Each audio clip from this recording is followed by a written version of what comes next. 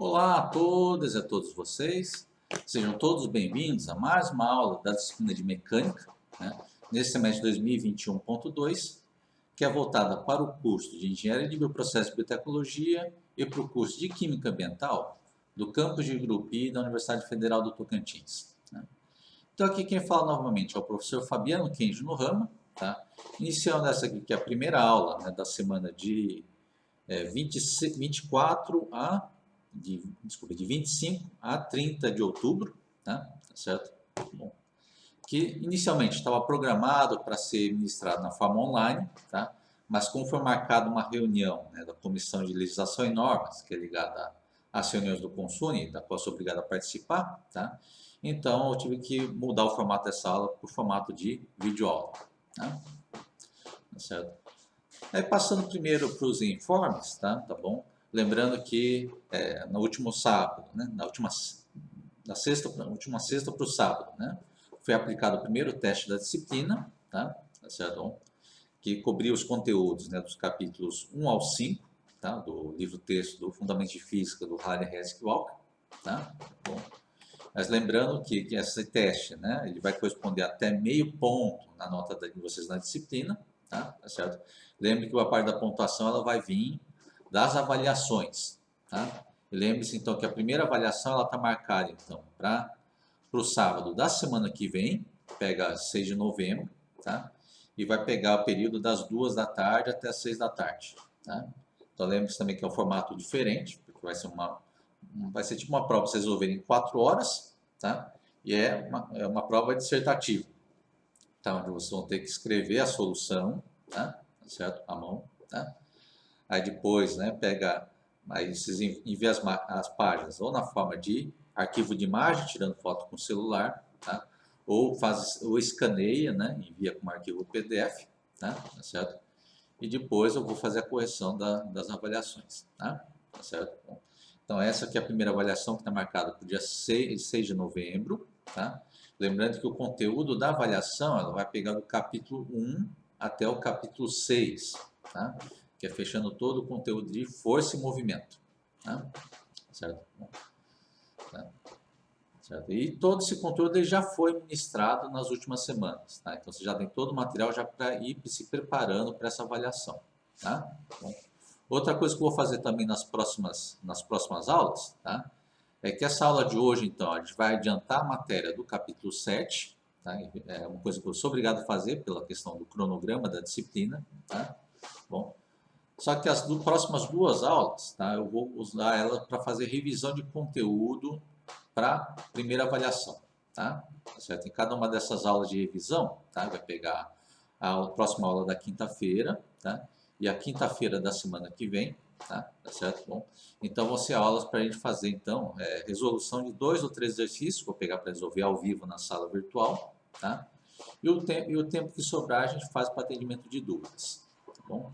Certo? Você vai pegar a aula dessa quinta-feira dessa semana, tá? Aí semana que vem, terça-feira é feriado, tá? Aí também pretendo repor essa aula da próxima terça-feira como videoaula, tá? Certo? E depois, a quinta-feira da semana que vem, que é a aula antes da avaliação, também eu vou fazer de novo revisão de conteúdo, tá bom? Certo? Então esse é o cronograma que vai ser nas próximas aulas, tá bom? Certo? Então dessa forma, então já vamos começando então com a nossa aula de hoje, tá? Então na aula de hoje vai começar o capítulo 7 do nosso livro-texto da disciplina, tá? Que a gente vai falar agora, vai começar a trabalhar com o conceito de energia, tá? Certo? E para dar uma introdução rápida nesse tema, tá? Então primeiro falar aqui, lembrando que apresentamos nas últimas aulas sobre as 3 leis de Newton, tá? Que permite descrever, tá, todos os movimentos da mecânica clássica, tá? Sem nenhuma exceção, tá? Para qualquer movimento dentro da mecânica clássica, dá para a gente resolver sempre usando as 3 leis de Newton, tá? No entanto, tá, vai ter situações que a descrição, tá, do movimento usando as 3 leis de Newton, ela pode ficar com uma solução muito complexa para resolver, tá? Vai depender de muitas variáveis que a gente tem difícil acesso, tá? Um exemplo clássico desse tipo de situação é pegar, por exemplo, o caso da montanha-russa. Pega um carrinho na montanha-russa, tá todo um trajeto complexo ele vai seguindo, Bom, e suponho que eu queira saber qual que é a velocidade do carrinho depois que chega no final dessa trajetória, desse trecho aqui da montanha-russa. Tá? Então, ela vai ter aqui uma velocidade inicial, tá? Vai seguir um trajeto e vai ter uma velocidade final.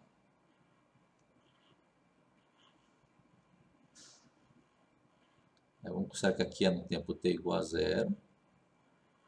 Né? Igual a 0 segundos. Tá? E aqui no finalzinho vai estar no tempo t igual a um tempo em instante final, tf. Tá? E aqui que vai ter a velocidade final. Tá? Bom, certo? Se fosse resolver pelas leis de Newton, tá? Lembra que as leis de Newton começam pela força resultante sobre esse carrinho. Tá? Bom, você primeiro descobre a expressão para a somatória das forças sobre o carrinho, tá? Que no caso aqui vai estar mudando ao longo do tempo. Tá? Aí, aplicando a segunda lei de Newton, a gente encontra a aceleração, né? Tá? Certo? E da aceleração, a gente descobre a expressão da velocidade. Tá? Certo? Bom, então, é assim que seria o método tradicional para resolver pelas leis de Newton. Tá? Na verdade, se descobre a expressão geral da velocidade desse carrinho, né, ao longo do tempo. Por exemplo, pega aqui, né, a velocidade do carrinho nesse tempo t. Vou acompanhar a trajetória aqui. Vou pegar um pouco mais para cá, como é fácil fazer o desenho. Descobre, então, a velocidade desse carrinho ao longo, a expressão, né, da velocidade ao longo do tempo, tá? Para você saber a velocidade do carro em qualquer instante de tempo, tá? Aí depois, quando chegar no tempo t igual a tf, então você tem que essa velocidade final, ela vai ser igual à velocidade no tempo tf, tá? Bom, certo? Essa que seria a forma tradicional, então, de resolver o problema pelas três leis de Newton, tá? Só que esse é um problema meio complicado de resolver, porque é um problema que, conforme vai tendo a trajetória do carrinho aqui ao longo da montanha-russa, tá? Bom, você vai tendo o peso do carrinho sempre para baixo, né? Só que a força normal ela vai mudando, né, de orientação ao longo do tempo. Então depende também do desenho da trajetória do carrossel. Tá? Bom, tá certo? Então fica um problema complicado de resolver, porque primeiro você precisa encontrar então a expressão exata, né, da força resultante no carrinho ao longo do tempo. Tá? Bom, para encontrar essa velocidade pelas leis de Newton. Né? Bom, tá certo? Bom, então, por isso que ao longo do tempo foi sendo desenvolvido técnicas para conseguir resolver esse tipo de problema, tá? Usando menos detalhes. Tá? Então, e disso que veio o conceito de energia. Tá? Então, ao longo do tempo, então, desenvolveram técnicas, né, com conceito de energia, né, para conseguir fazer essa mesma análise usando menos detalhes. Tá? Bom, tá certo? E assim, então, que a gente vai usar o conceito de energia para resolver esse tipo de problema. Tá bom? Tá certo? E usando o conceito de energia, tá, esse tipo de problema ele vai ser bem mais simples de resolver. Tá? Tipo, vai ser uma situação que você tem, né, a velocidade do carrinho ao longo da velocidade inicial do carrinho, tá? Tem a altura que ele começou, tá? E disso dá para descobrir qual que é a velocidade do carrinho no final, usando o conceito de energia. Tá? Tá certo? Bom, tá. Só que algumas coisas que vão aparecendo, tá? Usando essa técnica, usando o conceito de energia, tá? Você vai conseguir resolver o problema mais facilmente, tá? Por essa parte de encontrar a velocidade final da montanha-russa, tá? Bom, tá certo? Só que você perde a capacidade de fazer a descrição detalhada do movimento, tá? Usando técnicas de energia, você consegue resolver o problema de forma mais simples, tá bom? Mas também a sua descrição do movimento também vai ficar mais simples, tá bom? Ela não vai ser uma descrição detalhada como seria, por exemplo, então usando as leis de Newton, tá? Eu estaria sabendo qual que é o valor da velocidade e orientação da velocidade em todos os instantes de tempo, saberia a posição da partícula em todos os instantes de tempo, tá? Bom, tá certo? Isso são algumas informações que você perde, né, quando você usa, faz a solução usando energia, tá? Bom, tá certo? E basicamente o que a gente pode definir como sendo energia, né, que a gente vai estar usando aqui, tá? Bom, basicamente energia, né, vai ser uma grandeza escalar, tá? Ou seja, um valor numérico, tá? Que vai estar associada, tá, ao estado de um ou mais corpos. Tá? Essa que seria a definição formal mais geral que você vai ter de energia. Tá? Tá certo? Bom, e aqui nesse capítulo que a gente vai começar a trabalhar hoje, tá, a gente vai trabalhar com dois conceitos relacionados à energia. Tá? Vai ter a energia cinética, né? Bom, tá certo? Que, como eu falei, é uma grandeza escalar, só que nesse caso aqui ela vai estar associada, né, ao estado de movimento do corpo. Tá? De tal forma que quanto mais rápido o corpo estiver se movendo, maior vai ser a energia cinética. Tá? E quanto mais lento for o movimento do corpo, tá, menor vai ser a energia cinética. Tá? Falando de forma bem qualitativa. Tá? E além disso, relacionado ao conceito de energia cinética, também tem o conceito de trabalho. Tá? E o trabalho ele pode ser pensado como sendo uma ação, né, que produz mudança na energia cinética do corpo. Tá? Bom, certo? Ou seja, uma ação que pode, né, tá deixando o corpo ou mais rápido ou mais lento em seu movimento. Tá? Bom, certo? Então, assim que a gente faz uma introdução então, sobre essa questão de energia. Tá? Então, só para vocês entenderem melhor qual é a ideia. Então, usando o conceito de energia, tá bom? Então, vocês vão ver que usando o conceito de energia, dá para resolver problemas complexos, tá, de forma mais simples, tá certo? Só que perdendo também a capacidade de fazer descrição detalhada do movimento. Tá? Bom, só vou concentrar em alguns pontos específicos que eu quero resolver no problema. Tá? No caso da montanha-russa, seria saber, por exemplo, qual é a velocidade inicial e qual é a velocidade final, e acabou. Né? Bom, no caso aí, ele estaria sabendo mais sobre o módulo da velocidade. Ele está sabendo a orientação. Tá? Certo? Isso falando por cima, tá? Mas vamos ver com mais detalhes ao longo dos capítulos que a gente vai resolvendo, né, usando o conceito de energia. Né? Bom, e, né, outra coisa que eu queria falar para vocês também, tá, sobre essa técnica de solução do conceito de energia, que é uma técnica alternativa às leis de Newton. Tá? Bom, tá certo? Mas rigorosamente, tá, são conceitos que partiram das leis de Newton. Tá? O pessoal da área da física, da mecânica que fizeram, foi pegar o quê? Pegar todas aquelas 3 leis de Newton, tá? Fizeram lá uma reformulação matemática sobre ela, tá? De tal forma que a descrição que seria pelas leis de Newton acaba virando uma descrição de energia. Tá? Mas precisa entenderem que a descrição de energia ela não é, né, uma coisa que, na verdade, substitui as leis de Newton. Ela é uma alternativa, tá? Mas é uma alternativa que começou também das leis de Newton. Tá? Só que a gente não vai se preocupar em fazer essa conexão aqui nessa disciplina, tá? De como das leis de Newton você chega à descrição usando energia. A gente vai pegar só a parte prática de apresentar a vocês aqui as grandezas relacionadas à energia, tá? E mostrar como que a gente usa elas para resolver os problemas da área de mecânica. Tá? Bom, então vamos seguir um pouco mais em frente, tá? E já fazer a definição, por exemplo, do que é o conceito de trabalho. Tá? Primeiro definido como o trabalho por causa de uma força constante. Tá? Bom,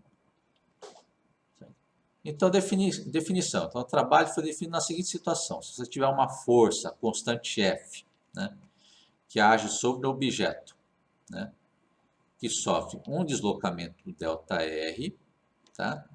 Então, o trabalho realizado pela força é dado pela seguinte expressão. O trabalho é igual, né, a pegar o vetor força, que é constante, né, e faz produto escalar com o vetor deslocamento. Tá? Tá certo? Bom, lembra também que vocês viram lá no capítulo a gente fez revisão de vetores, que um produto escalar de 2 vetores pode ser escrito dessa forma também, como sendo, né, módulo da força, o módulo do primeiro vetor, vezes módulo do segundo vetor, vezes o cosseno do ângulo entre os dois. Tá? Onde esse ângulo φ aqui, então, o ângulo entre, né, esse aqui é o ângulo entre o vetor força e o vetor deslocamento, que é o que está indicado aqui na figura aqui da direita. Tá? Você tem aqui o vetor força, vetor deslocamento, tá? E aqui está indicado aqui o ângulo entre os dois vetores. Tá? Só que também está FI, só que está no formato um pouco diferente do texto. Tá? Vou só fazer uma mudança, só para ficar coerente. Tá? Isso se o pincel não tivesse travado. Espera ele voltar aqui, meu irmão. Tá? Só vou deixar no formato como está ali no texto. Tá? Aqui é um fio meio itálico aqui, tá? Pronto, tá? Isso aqui que é o ângulo φ, então, que está entre os dois vetores. Bom, certo? Então, assim que foi definido, então, tá? A grandeza conhecida como trabalho, tá? Certo? E mais para frente que a gente vai entender qual que é o papel dele, né, em toda essa descrição aqui, usando energia, tá? Bom, e lembrando que essa força F que está aqui, lembra que ela é constante, tá? Bom, tá certo? Ou seja, na verdade, essa força aqui está agindo nessa partícula, que está fazendo uma trajetória, né? Rigorosamente, essa partícula aqui, né? Vai estar fazendo lá uma certa trajetória, né? Até chegar no ponto final aqui do vetor de deslocamento, tá? Bom, forma rigorosa no passo a passo, né? Bom, e durante toda essa trajetória da partícula, ficou sempre sob a ação dessa mesma força F, tá? Orientada sempre nessa mesma direção, né? Com esse mesmo módulo.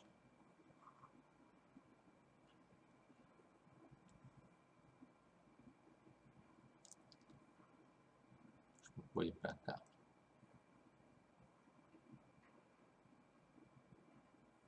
Bom.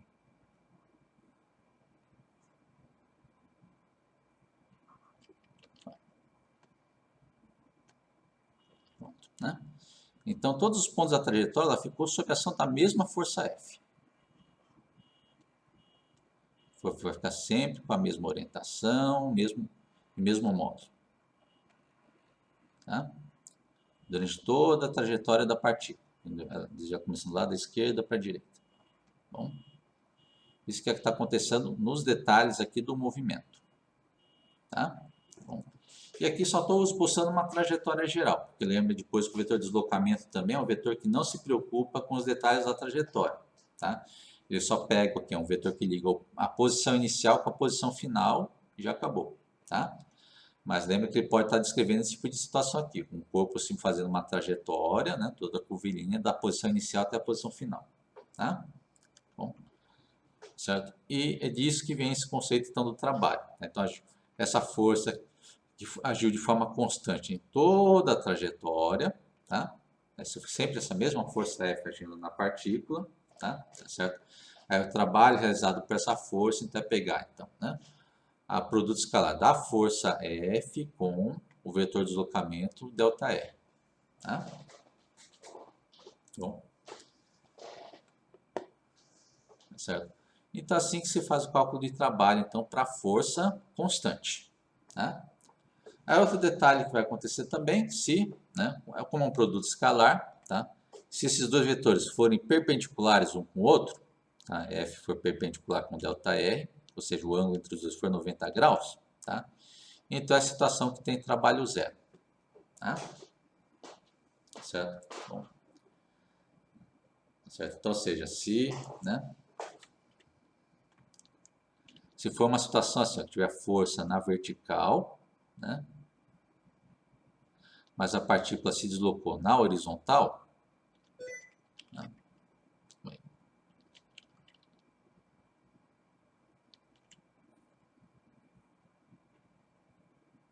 então forma 90 graus aqui entre os dois vetores. Então, nesse movimento da partícula, a situação que o trabalho realizado pela força é zero. Tá? Certo? Isso vem daquela definição que eu passei para vocês lá de trabalho, pensando nele como sendo uma ação que provoca, né, mudança na energia cinética. Tá? Ou seja, é uma força que provoca, faz a partícula começar a andar mais rápido ou mais lentamente na trajetória. Tá? Como nesse caso aqui a força está perpendicular ao deslocamento da partícula, tá? Então em média ela não tem influência, né, para fazer a partícula se mover mais rápido, mais lentamente ao longo desse deslocamento ΔR. É por isso que o trabalho acaba sendo zero. Tá? Certo? E outro detalhe que eu quero passar para vocês também, que muitas pessoas podem achar estranho, né? Como pode ter a força agindo aqui para cima com a partícula se movendo para a direita.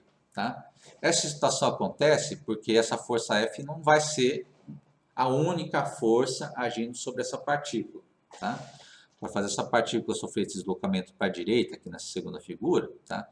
É porque teve ação de outras forças que estão sendo mais efetivas em empurrar a partícula para a direita. Tá? Ela só não está aqui expressa no desenho. Tá bom? Tá certo? Mas o nosso caso está preocupado apenas na contribuição da força F no movimento da partícula. Tá? Não estou olhando as outras forças que agem sobre o corpo. Tá bom? Certo? E também tem a situação que a gente pode ter, né, do movimento em uma dimensão, que simplifica ainda mais a expressão. Né? Aí se eu pegar tudo em uma dimensão, tá certo? Aí você tem que trabalho, né? É pegar aquela expressão vetorial, passa só para as coordenadas em x, tá? Então vai aparecer só a força, né? Vai ter a componente em x dela, então depois deixa eu me especificar aqui. Pega a componente x da força, tá? Vezes o deslocamento em x. Tá? Bom, assim a gente fica mais geral. Tá? É que se eu só deixo o f na expressão, algumas pessoas confundem com o módulo da força. Tá? Mas não é o nosso caso aqui em uma dimensão. Tá? Então, uma dimensão é essa aqui. Ó. Você tem o eixo x. Tá? Ao longo desse eixo x, vai ter a partícula fazendo um certo deslocamento.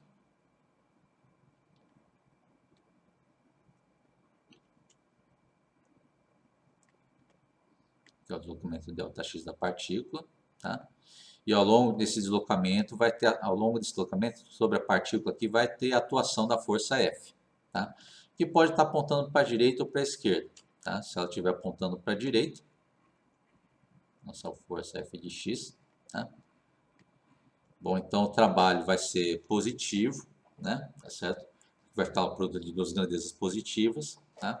Mas se ela for, né, no sentido que apontando para a esquerda ao longo de toda a trajetória, você vai ter um trabalho negativo, tá? Então eu vou pôr os dois casos aqui também, só para deixar claro para vocês, tá? Esse primeiro caso é um caso de trabalho positivo, né? F de x, ΔX, né, que é positivo. Tá? Enquanto se eu tiver a mesma situação, só que com a força apontando para a esquerda, tá?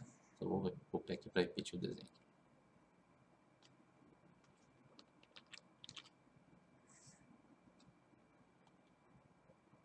Agora, se eu tiver a mesma situação, só que com a força apontando para a esquerda, você teria trabalho, por exemplo, negativo. Né? No segundo caso aqui, colocando força para a esquerda, por exemplo. Então, ao longo da trajetória da partícula, estiver aparecendo uma força constante para a esquerda. Tá? Que é o caso que o Fx é negativo, aí esse aqui seria o caso de trabalho negativo. Né? Nesse caso, o trabalho que é, né, Fx vezes ΔX, ele fica negativo. Né? Bom. Tá certo? Então, é assim que está nosso trabalho, então, em cima de trabalho de uma força constante, tá bom? Só que aí agora em uma dimensão, tá? Tem outras combinações que você pode ter. Você pode ter, por exemplo, também a questão de ter força positiva, só que deslocamento negativo, né? O deslocamento vai para a esquerda, só que a força aponta para a direita, tá? Também outra situação que tem trabalho negativo, tá? Bom, mas assim, e assim por diante. Aí vocês vão treinando isso lá na lista de exercícios, tá? Certo? Aí sobre a unidade também dessa grandeza trabalho, tá? Tá bom? A unidade da grandeza trabalho, que acaba sendo também a unidade também para as grandezas de energia, tá? No sistema internacional é dado pela unidade Joule, representada pela letra J maiúscula, tá? Onde você tem aqui um Joule, tá? Ele corresponde ao valor de 1 newton vezes metro, tá?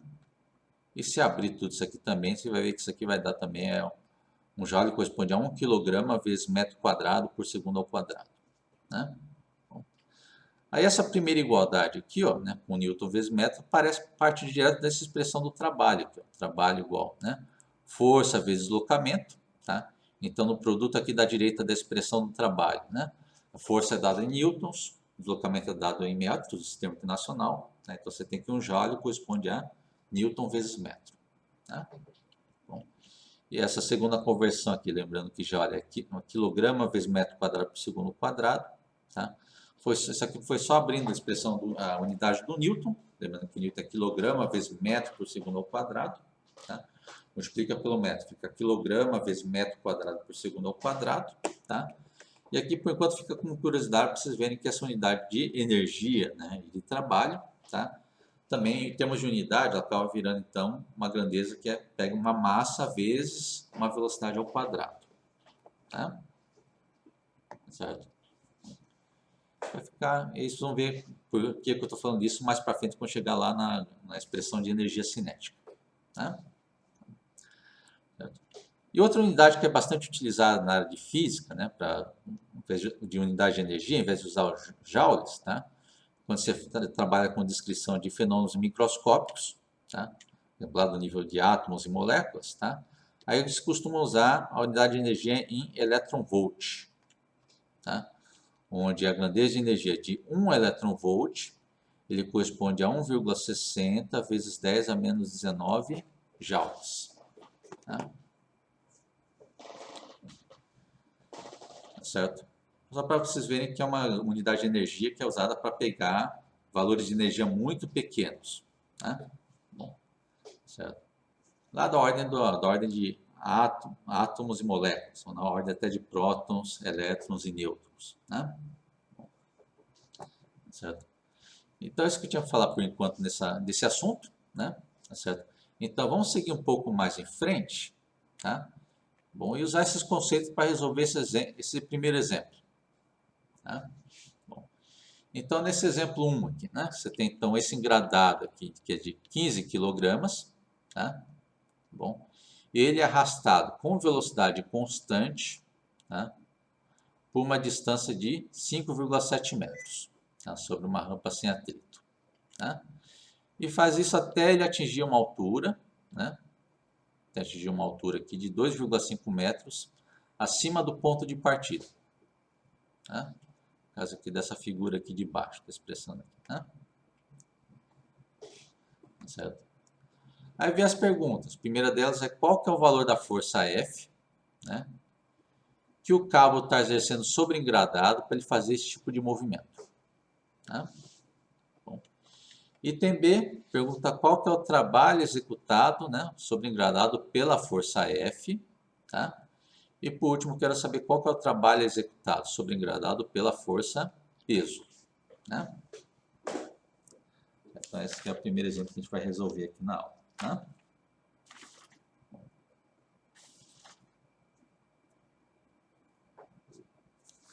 Tá certo? Então, começando a montar nosso problema aqui. Tá bom? Como a primeira parte do problema acaba virando aqueles nossos problemas usando as leis de Newton, tá? Lá nos capítulos anteriores. Tá? Então, ao longo dessa trajetória aqui do caixote, vamos pegar quais forças que vão estar agindo sobre ele. Tá? Bom, acho que primeiro eu vou pôr no desenho, depois eu coloco separado no diagrama de forças. Tá? Bom, aí só vou corrigir em relação ao desenho, tá? Porque aqui está chamando de força F do cabo, tá? Mas lá no desenho já está chamando de força de tensão, que está mais correto. Tá? Vou chamar aqui de T aqui a força, tá? Do cabo. Tá? E no final é a força de tensão, né? Que está agindo sobre engradado. Aqui é a força T. Tá? E lá embaixo também, qual que é o trabalho realizado sobre engradado pela força de tensão. Para ficar coerente aqui. Tá? Coerente com o desenho. Aqui o texto é de uma edição e o desenho é de outra edição do livro. Tá? Por isso que ficou um pouco diferente. Bom, aqui sobre a força de tensão. Tá?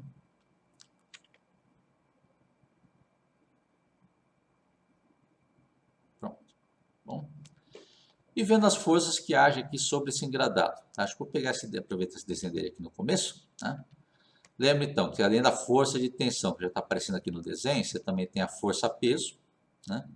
Que age verticalmente para baixo.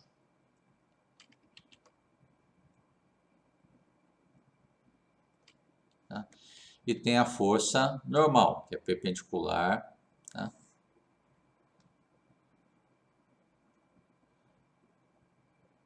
Que é perpendicular ao plano inclinado, né?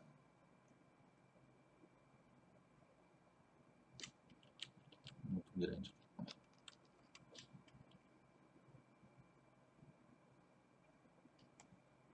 Acho que até aqui tá bom. Mais ou menos aqui. Aí você tem a força normal, tá? Então essas são as três forças que vão estar agindo sobre o engradado, tá? Ao longo da trajetória dele, tá? Vou pôr isso separado então na página seguinte para a gente começar o nosso problema. Vou pôr isso aqui no nosso diagrama de forças, tá?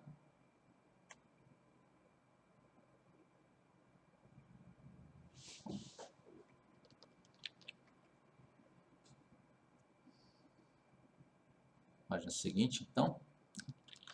O primeiro passo é encontrar então qual que é a força, né, de tensão sobre o engradado. Vou pôr aqui também no item, tá?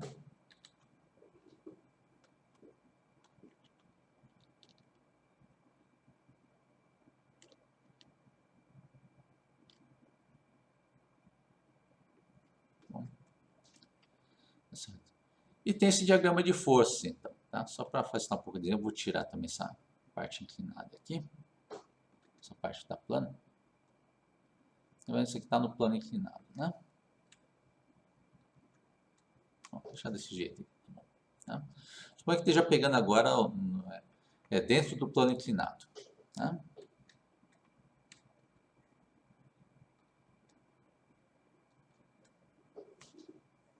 Bom, então tem a força de tensão, tem a força normal e a força peso, tá? Bom, tá certo? Bom, e dessas três forças, tá? Lembra que ele fala que o engradado está subindo o plano inclinado com velocidade constante, tá?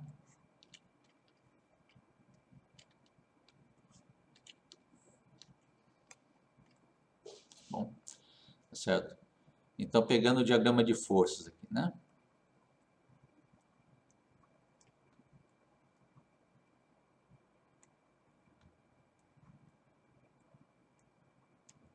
Bom, tá? Aí eu vou montando lá nossos eixos x e y também no diagrama de forças, tá bom? Tá feia a letra aqui, né? Melhorar a letra aqui também. O diagrama de forças, né?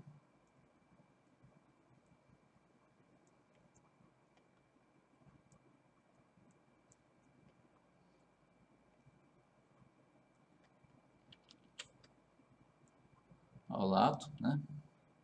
Temos, né?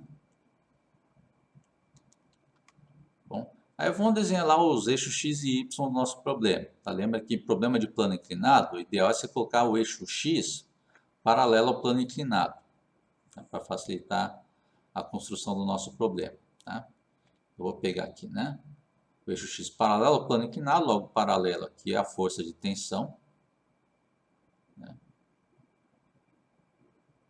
Só vou pôr ela um pouco separada aqui da força de tensão para ela não poluir muito o desenho, né? Mas aqui você teria nosso eixo x, né? Então, paralelo ao plano inclinado.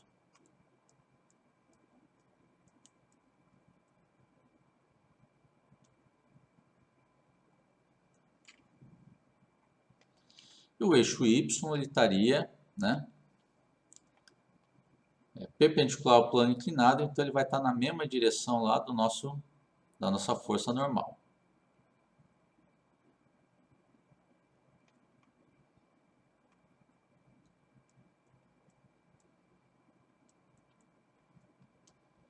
Seria nosso eixo y, né? Bom, certo? Bom, e você já está vendo então que a força de tensão sobre o engradado já está toda no eixo x, a força normal já está toda no eixo y, tá? Então é só a força-peso que eu tenho que separar em componentes aqui, tá? Lembrando que no problema do plano inclinado, tá? Bom, aparece o ângulo lá, né, do plano inclinado, tá? No mesmo ângulo aqui que está entre o peso e o lado negativo do eixo Y. Esse ângulo aqui, ó, entre o peso e o lado negativo do eixo Y também pega o ângulo do plano inclinado. Tá? Lembrando que a gente faz essa construção completando o ângulo. Tá? Bom, a gente já fez bastante lá no capítulo 5 e 6, então não vou repetir aqui de novo. Tá? E daqui você tira as componentes do peso em x e em y. Tá? Bom, daqui você tira as componentes do peso em x e y. Bom,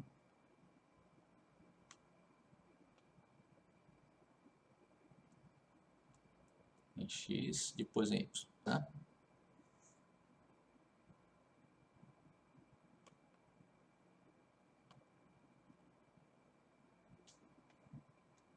Certo? Então, você vai ter aqui a componente px, né?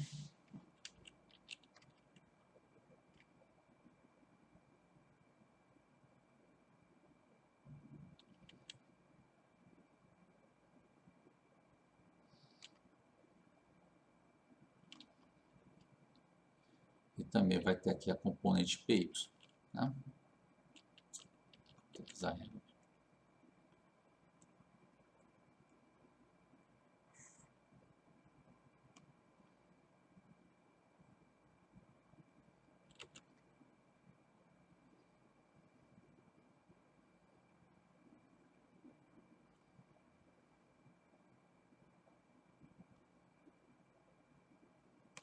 Bom, e o processo para tirar as componentes das forças é o mesmo que a gente usou bastante lá no capítulo 5 e 6, tá? Usando aqui, aproveitando esse triângulo com o ângulo θ que aparece na figura aqui com peso. Tá? Lembrando esse triângulo que está aparecendo aqui, ó, embaixo, tá? O peso está fazendo o papel da hipotenusa, tá? E o px e o py fazem o papel dos catetos. Tá? Bom, daqui usa as relações trigonométricas para a gente tirar, por exemplo, que o px, tá? Ele tem o mesmo tamanho do cateto oposto ao ângulo θ, então vou usar a função trigonométrica seno, né? Então px vai ser igual a p vezes seno de θ, né? Aí vai ter o sinal negativo, né? Que está no lado negativo do eixo x, né? Bom, então fica igual a menos, né? m vezes g vezes seno de θ, né? E a componente py faz o papel do cateto adjacente, então vai usar a função trigonométrica cosseno. A hipotenusa vezes cosseno. Sinal negativo, que está do lado negativo do eixo y, isso aqui fica igual a menos mg cosseno de θ. Tá? Bom, certo? Então agora você contou todas as forças e as componentes delas em x e em y. Tá?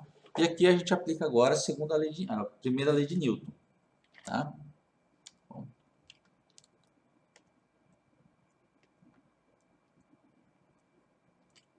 a primeira lei de Newton.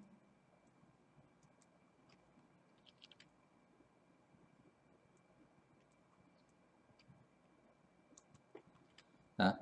Você tem aqui que o engradado sobe com velocidade constante. Tá? Então, engradado, né? Se move com velocidade constante.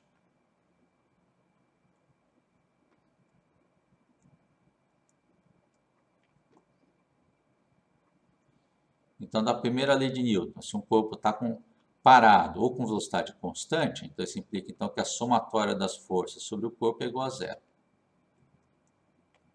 Tá? Significa que a soma dessas três forças, né, que estão agindo sobre o engradado, tem que ser zero. Tá? Então, pegar, por exemplo, a força normal, né, mais a força peso, mais a força de tensão, né, a soma desses três vetores tem que dar zero. Tá? Aí dessa equação, que é da primeira lei de Newton, que a gente pode pegar as componentes em x e as componentes em y. Tá? Para o nosso problema, ele só quer saber a força, o valor da força de tensão, tá? Da força T do cabo sobre o engradado. Tá? Para essa daqui, como é uma força que está só no eixo x, tá? Então eu posso pegar essa equação da primeira lei de Newton e aplicar ela só na componente x.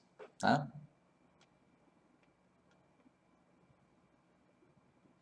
Pega só no eixo x. Né? Vai ficar aqui, né? Vai pegando essa equação em x, vai ficar normal em x, mais o peso em x, mais a tensão em X igual a zero. Tá? E substitui tudo de acordo. Tá? Por exemplo, a normal ela está toda no eixo Y. Então, o componente X da normal é zero. Tá? Componente X do peso.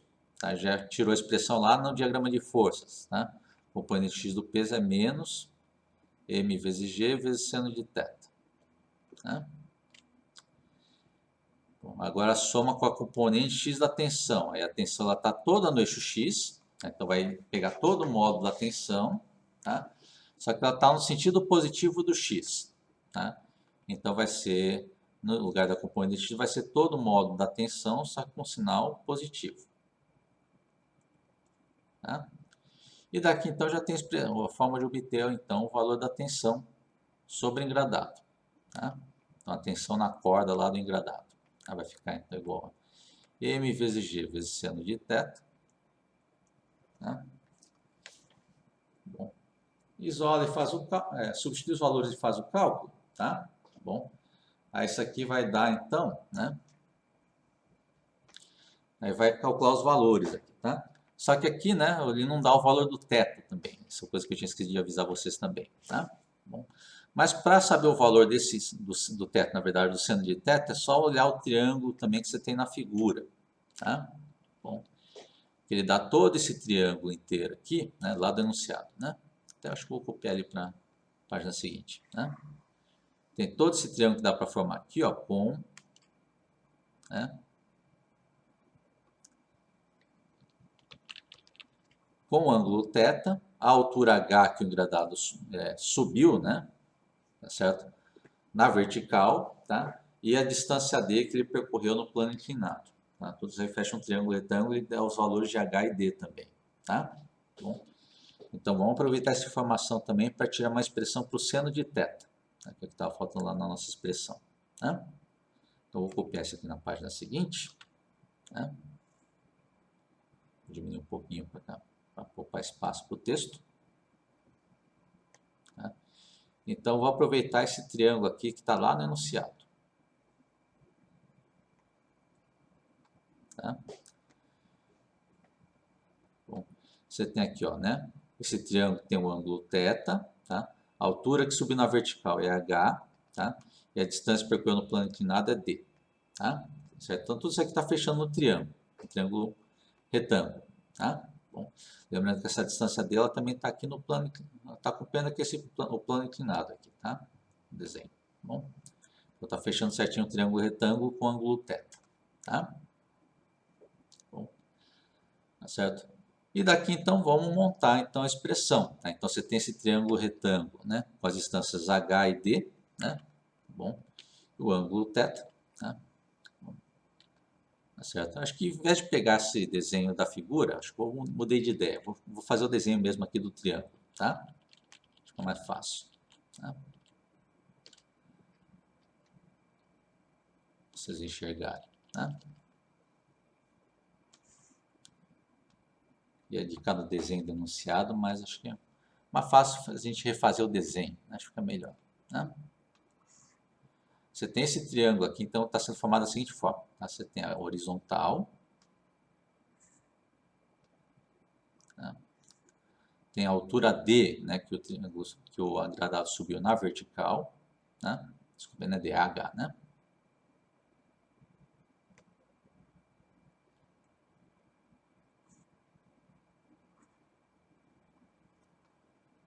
Bom, e tem, né, a distância D que ele percorreu no plano inclinado. Tá? Então, esse triângulo que está falando dá para formar lá no desenho do enunciado. Tá? Então, a distância D, a altura H que subiu na vertical, né? E tem um ângulo θ. Tá? E eu vou usar essa informação. Então, você tem então do triângulo, né?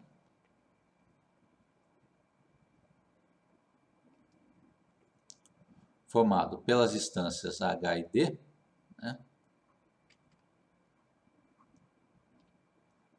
Pelas distâncias, né?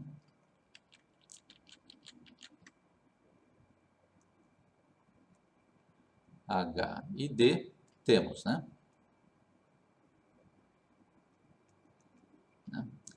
que eu posso pegar o seno de θ, que é cateto oposto sobre hipotenusa, no caso nosso triângulo, cateto oposto é H, a hipotenusa é D, tá?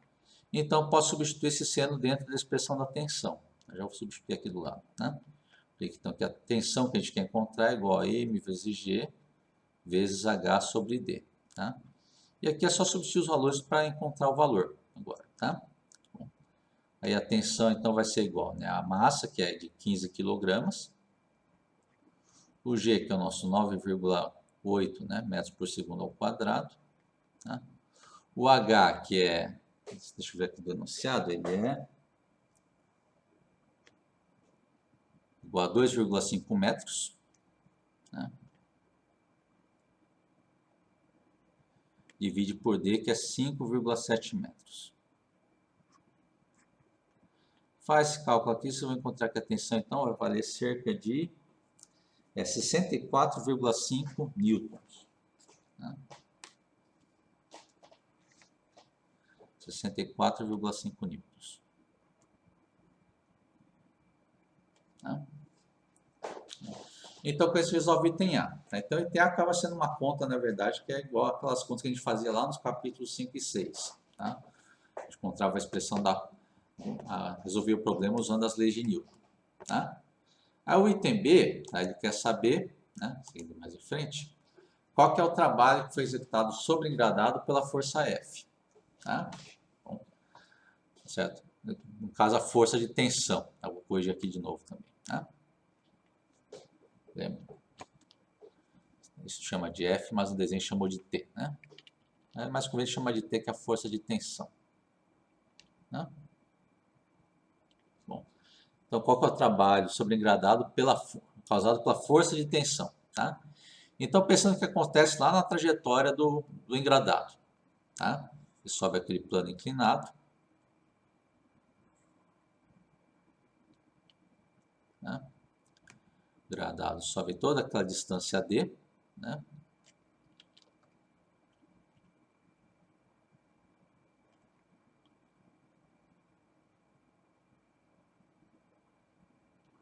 Bom, ele faz esse deslocamento aqui dado pela distância D.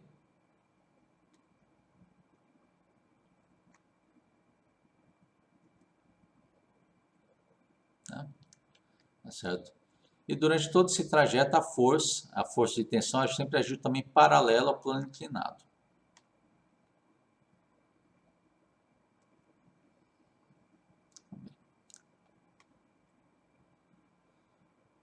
Durante todo esse trajeto, o engradado ficou sob a ação da força de tensão que sempre agiu paralelo ao plano inclinado. Tá? Então, desenhando certinho nossos vetores. Tá? Isso aqui seria a força, né, de tensão. Tá? Vetor de deslocamento. Tá? Pegando aqui essa distância D, tá? Subindo o plano inclinado. Tá? Vou pôr ela aqui em vermelho. Acho que para diferenciar bem aqui a cor, os vetores. Tá? Mas estaria aqui, ó, agindo aqui, ó, né? Ligando a posição inicial até a posição final do bloco. Tá? E aqui, então, você tem o vetor de deslocamento.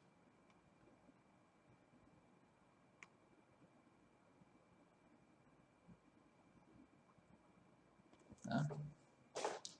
Bom, certo? Então, tanto a força quanto o deslocamento, eles agem na mesma direção e no mesmo sentido. Tá? Então, o ângulo entre os dois vetores aqui é 0 graus. Tá?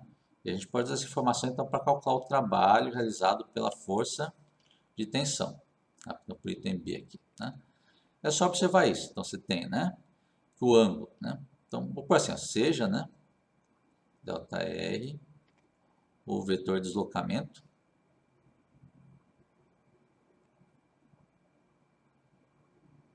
do bloco, né? Que vai ter um módulo, né? O módulo desse vetor vai ser igual à distância D que o bloco percorreu no plano inclinado. Espera aqui que deu uma travadinha no pincel, né? De módulo D, né? Pega assim o módulo desse ΔR.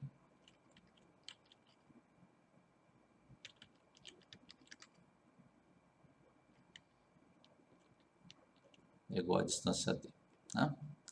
Bom, aí dá para ver que o ângulo entre esses dois, entre o vetor ΔR, né, o vetor de deslocamento, e o vetor de tensão, é 0 graus. Tá? O ângulo.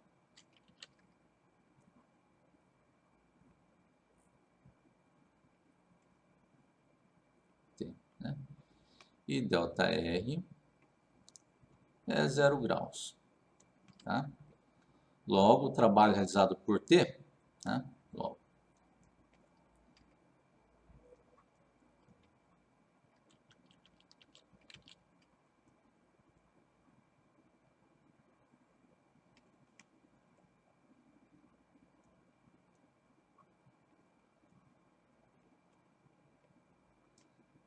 né? É lembrar da expressão do trabalho. Trabalho é igual, né? Força produz escalar com deslocamento. Né? Só lembrando da expressão. No nosso caso aqui, quem entra no lugar da força, nesse caso, é a tensão. Né? ΔR.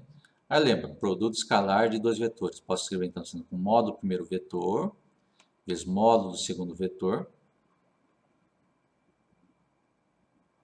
Tá? E isso vezes o cosseno do ângulo entre os dois, que no caso ali é 0 graus. Tá? Certo? E cosseno de 0 graus é 1. Tá? Então, o trabalho nesse caso aqui vai ficar só, né? Módulo da tensão, vezes o módulo ΔR, que é D, tá? Vezes cosseno de 0 graus, que é 1. Tá? Aí o módulo da tensão a gente já tirou no item A, que é 64,5 newtons.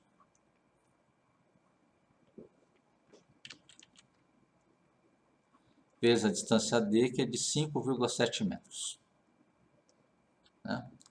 Aí faz esse produto aqui, vocês vão encontrar então que o trabalho realizado pela força de tensão, vou chamar assim de WT, né? Vou chamar tudo aqui de trabalho T, tá? WT, tá? Que é da força de tensão, né? Então faz esse cálculo, vai chegar que esse trabalho vale aproximadamente aqui, tá? Acho que a conta vai valer 368 joules, né?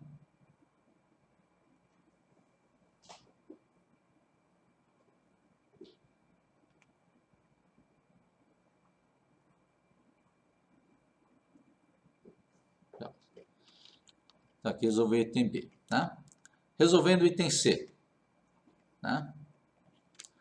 O item C, agora ele quer saber o trabalho agora realizado pela força-peso, trabalho realizado por uma outra força, tá?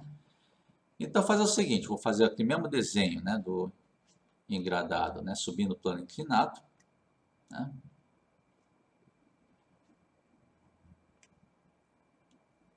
Vou repetir esse desenho aqui de cima.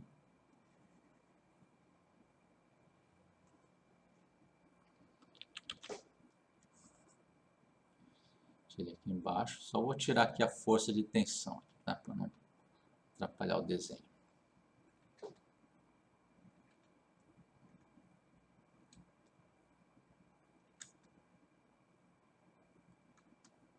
Isso é melhor, né?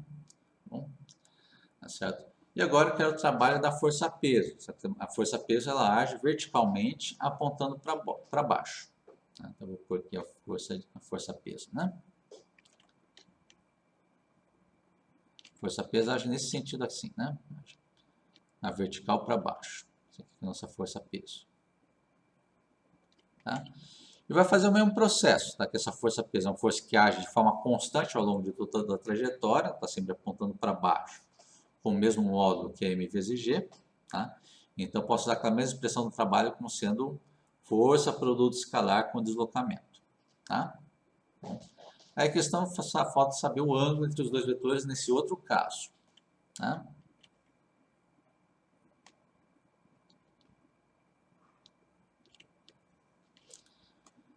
É saber esse ângulo aqui, ó, entre os dois vetores. Aqui, tá? Bom. Aí, para saber esse ângulo aqui, tá? A gente pode, por exemplo, traçar a horizontal primeiro. Tá? Vamos traçar a horizontal primeiro. Tá? Para ver o seguinte detalhe aqui nessa expressão. Tá?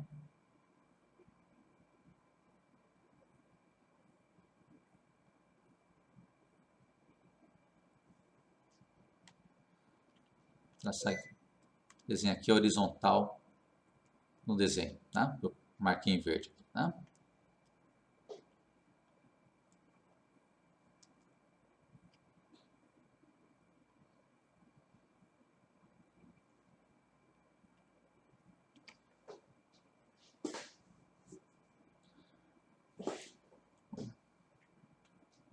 Certo?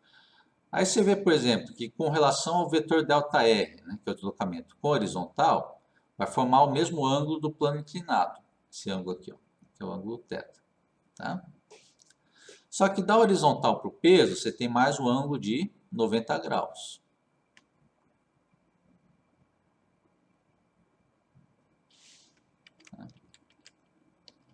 Põe vermelho para ficar bem destacado. Né? Aqui, ó, entre a horizontal e o peso, você tem mais um ângulo de 90 graus. Tá? Então, você tem que esse ângulo inteiro entre o vetor de deslocamento e o peso, tá? Ele consiste em pegar o ângulo θ do plano inclinado mais o ângulo de 90 graus. Tá?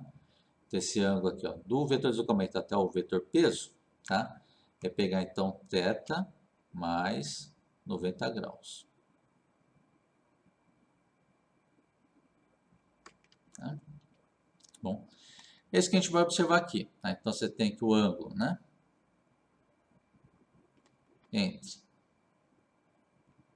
deslocamento ΔR, né? E o peso, né? É θ mais 90 graus. Logo,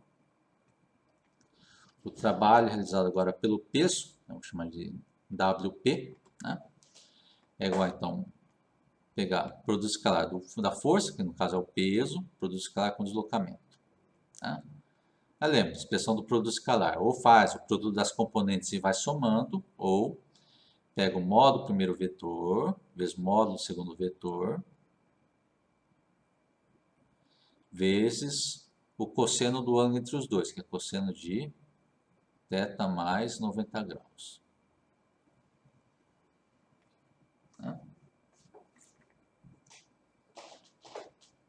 Bom. Aí das relações trigonométricas, tá? Esse cosseno de θ mais 90 graus, ele corresponde a menos seno de θ. Tá? Bom. Então, isso sai das relações da trigonometria. Tá? Tem que esse cosseno de θ mais 90 graus é igual a menos seno de θ.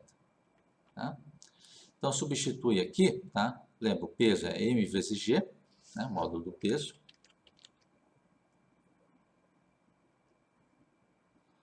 Aí, módulo do vetor ΔR é a distância d, né? E aqui agora vai multiplicar por menos seno de θ. Tá? Mas lembrando que esse seno de θ, tá? Lembra que a gente pode escrever lá no item A, o seno de θ com o seno h dividido por d. Então, substituir de novo. Tá? Então, o trabalho realizado pelo peso vai seguir essa seguinte expressão aqui. Tá? Ele vai ser igual, então, né? Vou pôr o menos na frente, né? Vai ficar menos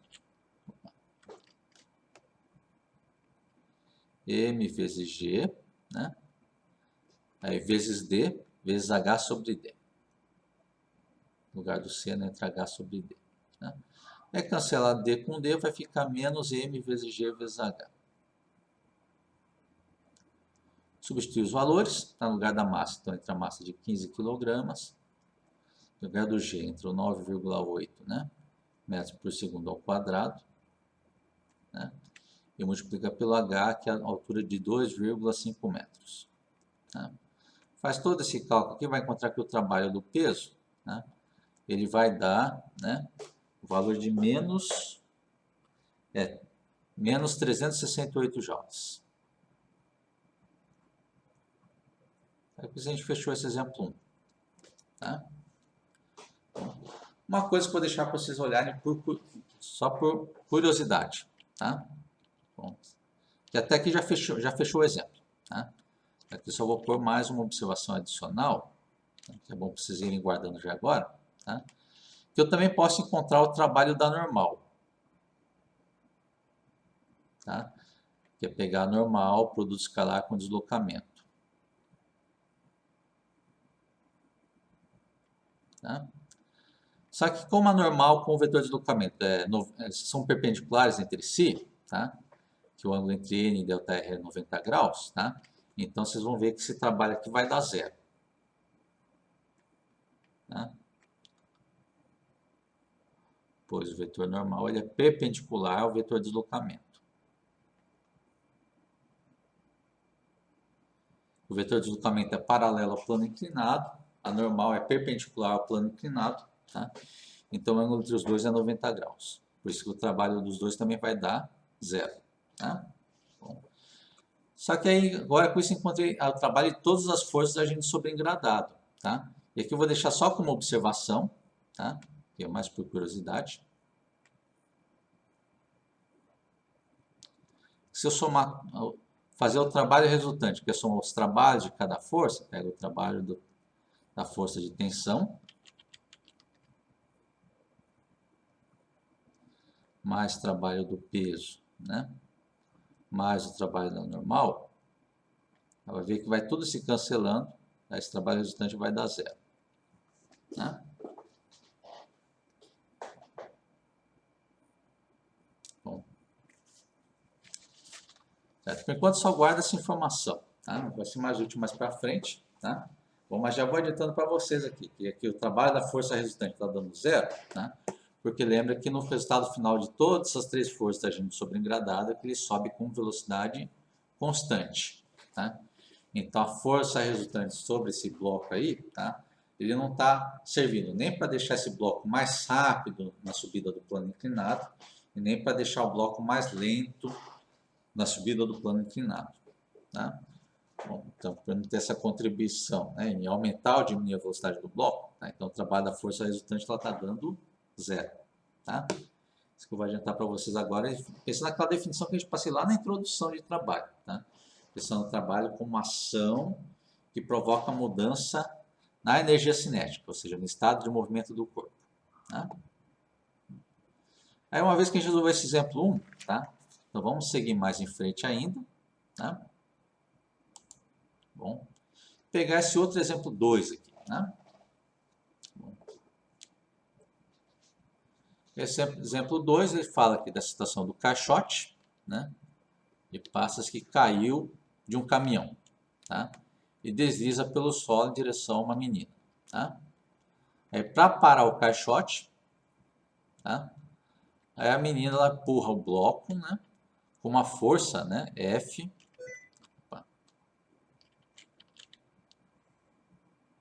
Está dada aqui em função dos vetores unitários, que é 2 newtons na direção do vetor unitário I, mais menos 6 newtons na direção do vetor unitário J.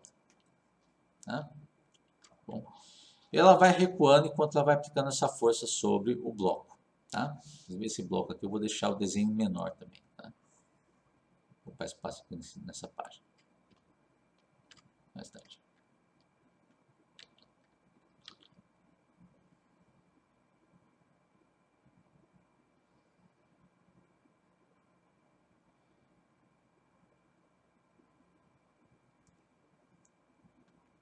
Certo? Então essa aqui é a situação do nosso problema. Tá? Só estou reorganizando o desenho aqui para ter espaço ter mais espaço para a gente escrevendo aqui. Tá? Pronto, assim melhor. Tá? Então tem esse caixote deslizando da direita para a esquerda. Tá? E aqui vai ter a menina, conforme ela vai recuando, ela vai empurrando o caixote com essa força para a direita e inclinada para baixo. Aquela força com aquelas componentes lá de 2 newtons em X e menos 6 newtons em Y. Tá? E conforme ela vai parando o caixote, tá? Aí o caixote ele sofre um deslocamento, né? Faz deslocamento D, que é de menos 3 metros no sentido do eixo X. Tá? Menos 3 newtons vezes o vetor unitário I. Tá? Aí vem a pergunta, qual é o trabalho que a menina executou sobre esse caixote? Ou seja, qual é o trabalho da força F sobre o deslocamento do caixote? Tá? Tá certo? Aqui podia fazer por módulo e ângulo entre os vetores, lembrando que trabalho é igual, né? Módulo primeiro vetor, módulo segundo vetor, Então, o módulo da força vezes o módulo do deslocamento vezes o cosseno do ângulo entre os dois vetores. Né? Pode trabalhar dessa forma. Tá? Só que, como está em função de componentes, fica mais fácil de trabalhar com o produto escalar lá da definição de trabalho, tá? Usando as componentes. Tá? Então, pegando aqui direto, trabalho, né? De F, né? Da força F.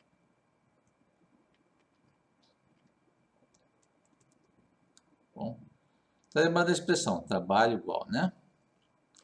A força, produto escalar com o vetor de deslocamento. Ele chama de vetor D. Né? Em termos de componente, tá? Em vez de fazer por módulo e ângulo, né? Eu vou trabalhar com componente. Lembra que fazer produto escalar usando as componentes vai ficar desse jeito aqui, né? Vai ficar a componente x do primeiro vezes componente x do segundo, mais componente y do primeiro, vezes componente y do segundo.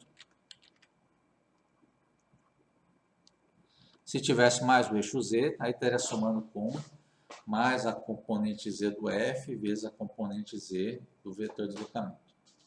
Do vetor de... Bom, mas aqui dá para parar nesse ponto que só está em duas dimensões, a função z, x e y. Tá? E agora substituir essas componentes de acordo. Tá? No caso aqui desse trabalho, então, tá? Componente x da força, tá lá, já está no enunciado, temos que acompanhar o I, né? Então temos com 2 newtons. Né? Componente x do deslocamento, já está indicado aqui, ó, né? No vetor D, quem está acompanhando o vetor unitário I. Então é mesmo, esse deslocamento dx é de menos 3 metros. Menos 3 metros.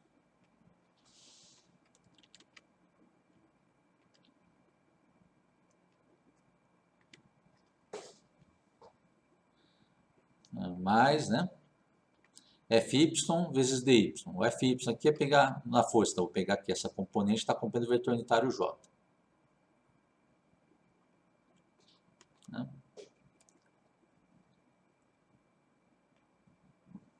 Tá certo? Então, a componente Fy é menos 6 newtons, é a componente y do vetor D. Né? A componente do vetor D só tem componente em x, tá? Então a componente y dele é 0. Tá? O vetor D. 0.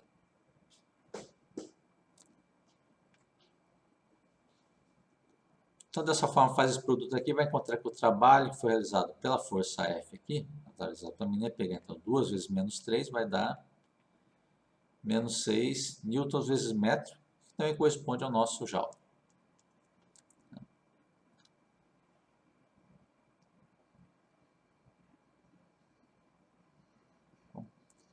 Então, vai ser menos 6 newtons vezes metro, mas lembrando que o newtons vezes metro corresponde à grandeza de joules. Né? Então, esse é o resultado do nosso segundo exemplo.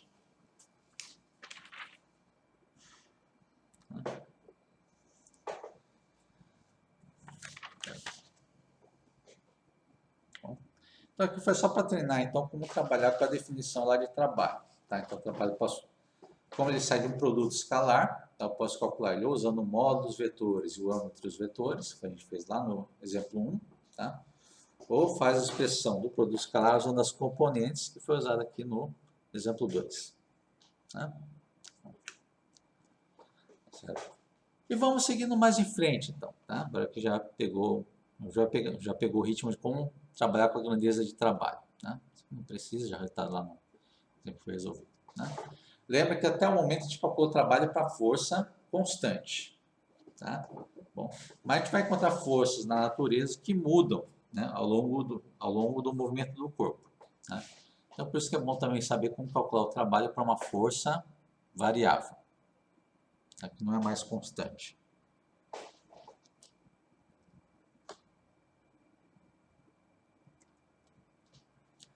E aqui para a gente, então, né, começar de forma mais simples, vamos pegar primeiro o caso em uma dimensão.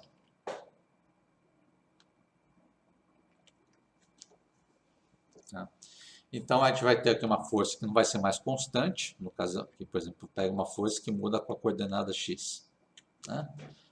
Bom, uma força depende da posição da partícula que a gente quer calcular o trabalho. Né?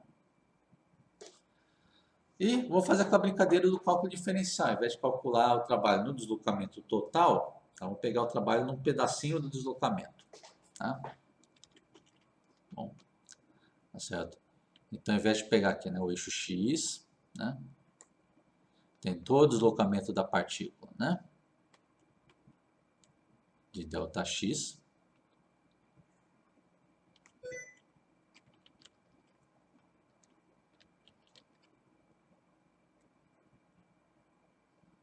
Né? Só que ao invés de pegar aqui o trabalho já direto no deslocamento inteiro, tá, a gente pega um pedacinho desse deslocamento.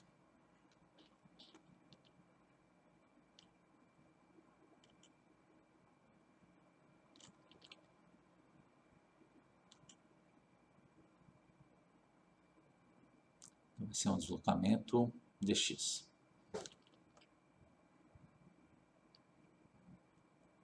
Bom. Certo? E faz aquela aproximação do cálculo diferencial. Tá? Eu sei que a força está mudando com a coordenada da x. Aqui eu não vou indicar o sentido dele, porque pode ser para a direita ou para a esquerda. Né? Bom, eu sei que a força está mudando com a coordenada x. Né? Mas como aqui eu estou pegando só um pedacinho da trajetória, tá? Eu posso fazer a aproximação que esse pedacinho é tão pequeno, tão pequeno, tão pequeno, que a força não tem chance de mudar de valor. Tá? Então, estamos dentro desse deslocamento, né? Entre x e x mais dx. Né? Bom, eu posso ainda usar a expressão de força constante. Tá? Pego o trabalho naquele pedacinho da trajetória e pegar o quê? Então, força lá no pedacinho, coordenada x, né? X mais dx. Né? Bom, tá certo? Pega a força, então, em x, né? Multiplica pelo deslocamento dx. Né? Vê que ainda é aquela expressão para força constante, pegar força vezes deslocamento. Tá? Mas estou pegando só no pedacinho que posso fazer essa aproximação. Tá? E com isso, então, tem o trabalho no pedacinho.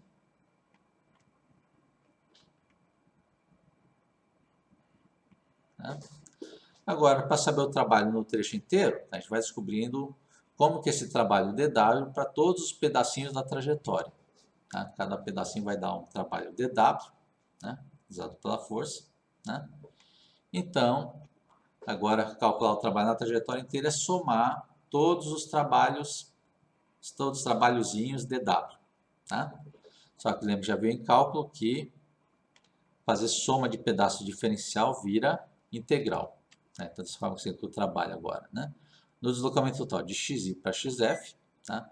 É dado então para a gente trabalhar com uma integral. Trabalho igual a integral de f de x vezes dx. Tá? Pega aquele trabalho dWzinho e faz a soma, né? Que acaba virando uma integral. Tá? Aí vira integral desde a coordenada inicial xi até a coordenada final xf. Bom, tá certo? E, né, também pode tirar uma expressão gráfica a partir dessa expressão com a integral. Tá? Lembra que em funções, tá? A integral de uma função ela pega a área debaixo da curva. Tá? Dá para a gente fazer a mesma brincadeira aqui também. Tá? No caso aqui faz um gráfico de f de x em função de x. Né? E f de x em função de x. Né? E tá indicando como está variando a força ao longo da coordenada. Né? Bom, mas como eu trabalho com virando integral da força F em relação a dx, né? Então você tem que esse trabalho vai corresponder à área debaixo da curva.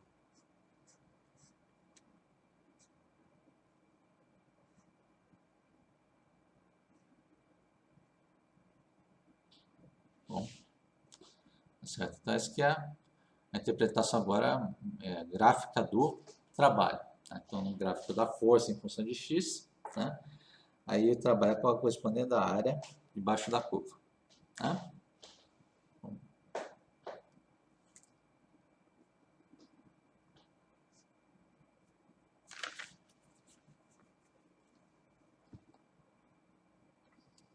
certo? E no caso aqui, como o deslocamento também foi da esquerda para a direita, também cuidado para se ter, tá? Então esse trabalho aqui fica positivo, tá? Certo? Foi o deslocamento para a direita e a força também está positiva, tá? Então aqui vai dar um trabalho positivo nesse caso também. Para a gente separar bem as coisas que estão acontecendo também aqui, né? No caso desse desenho, né? Certo? Então assim que se faz então o cálculo de trabalho para força variável. Então você resolve esse integral de f de x dx e corresponde à área debaixo da curva. Tá? Bom. Certo? E isso que a gente tem então para calcular o trabalho de força variável tem bem definido então para o caso de uma dimensão. Tá? Para mais dimensões, infelizmente não é um problema muito óbvio, tá? Um problema um pouco mais complicado. Tá? Então, para o caso da nossa disciplina, vou mostrar para vocês como calcula esse trabalho para força variável, tá? Em 3 dimensões para um caso bem específico. Tá? Pegando agora o caso tridimensional. Tá? Certo? Então, né, nesse caso, o que vai acontecer? Né? Bom, certo? No caso tridimensional, vou mostrar a expressão para vocês para calcular trabalho de força variável apenas nessa situação que está indicada aqui no slide. Vamos ser apenas o caso que é a força. Né? Ela tem uma componente x, só depende de x. Tá? A força em y vai ter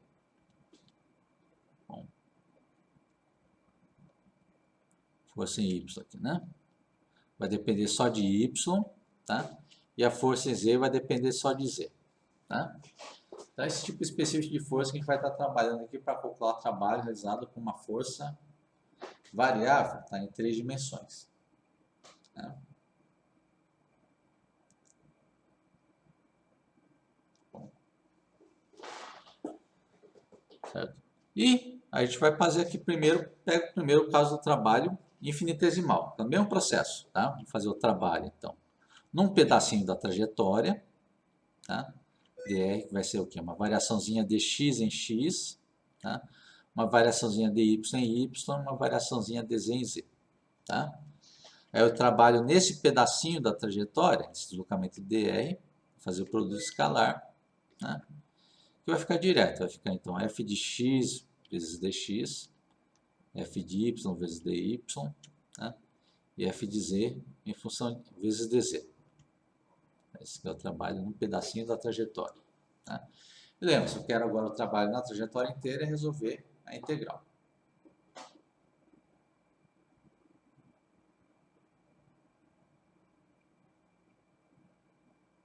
Bom, certo? E agora faz a integral para encontrar o trabalho então realizado desde uma posição inicial, né? Desde a posição inicial RI, tá? Até a posição final RF.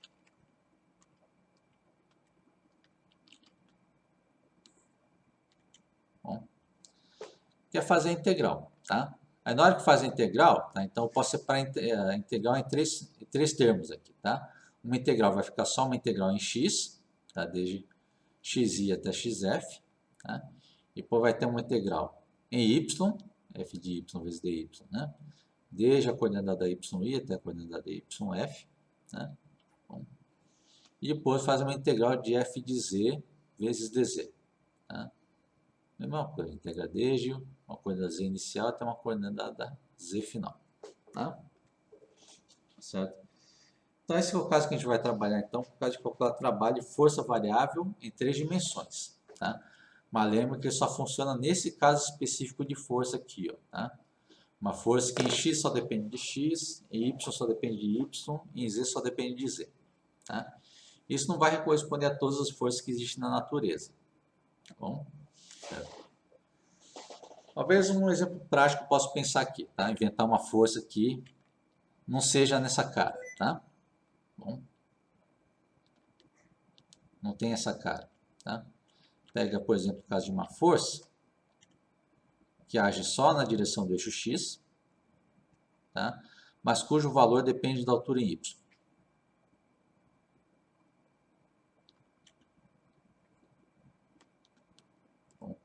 Suponha uma força seja, por exemplo, assim, conforme vou pegando alturas mais altas em Y, a força vai ficando mais forte para a direita, por exemplo.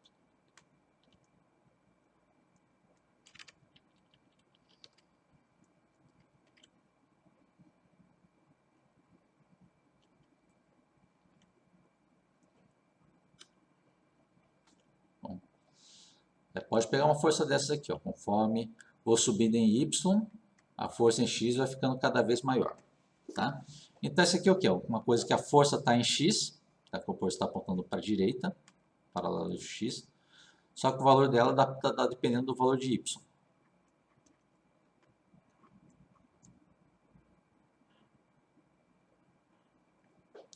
Certo? Aí, nesse tipo de força, então, não vale essa expressão de trabalho. Tá?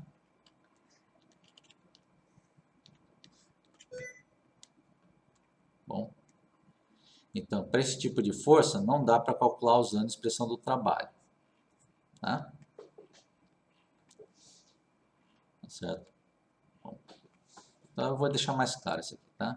Então, esse aqui é o caso então, que fazer trabalho igual a integral de f de x dx não vai dar certo. Tá?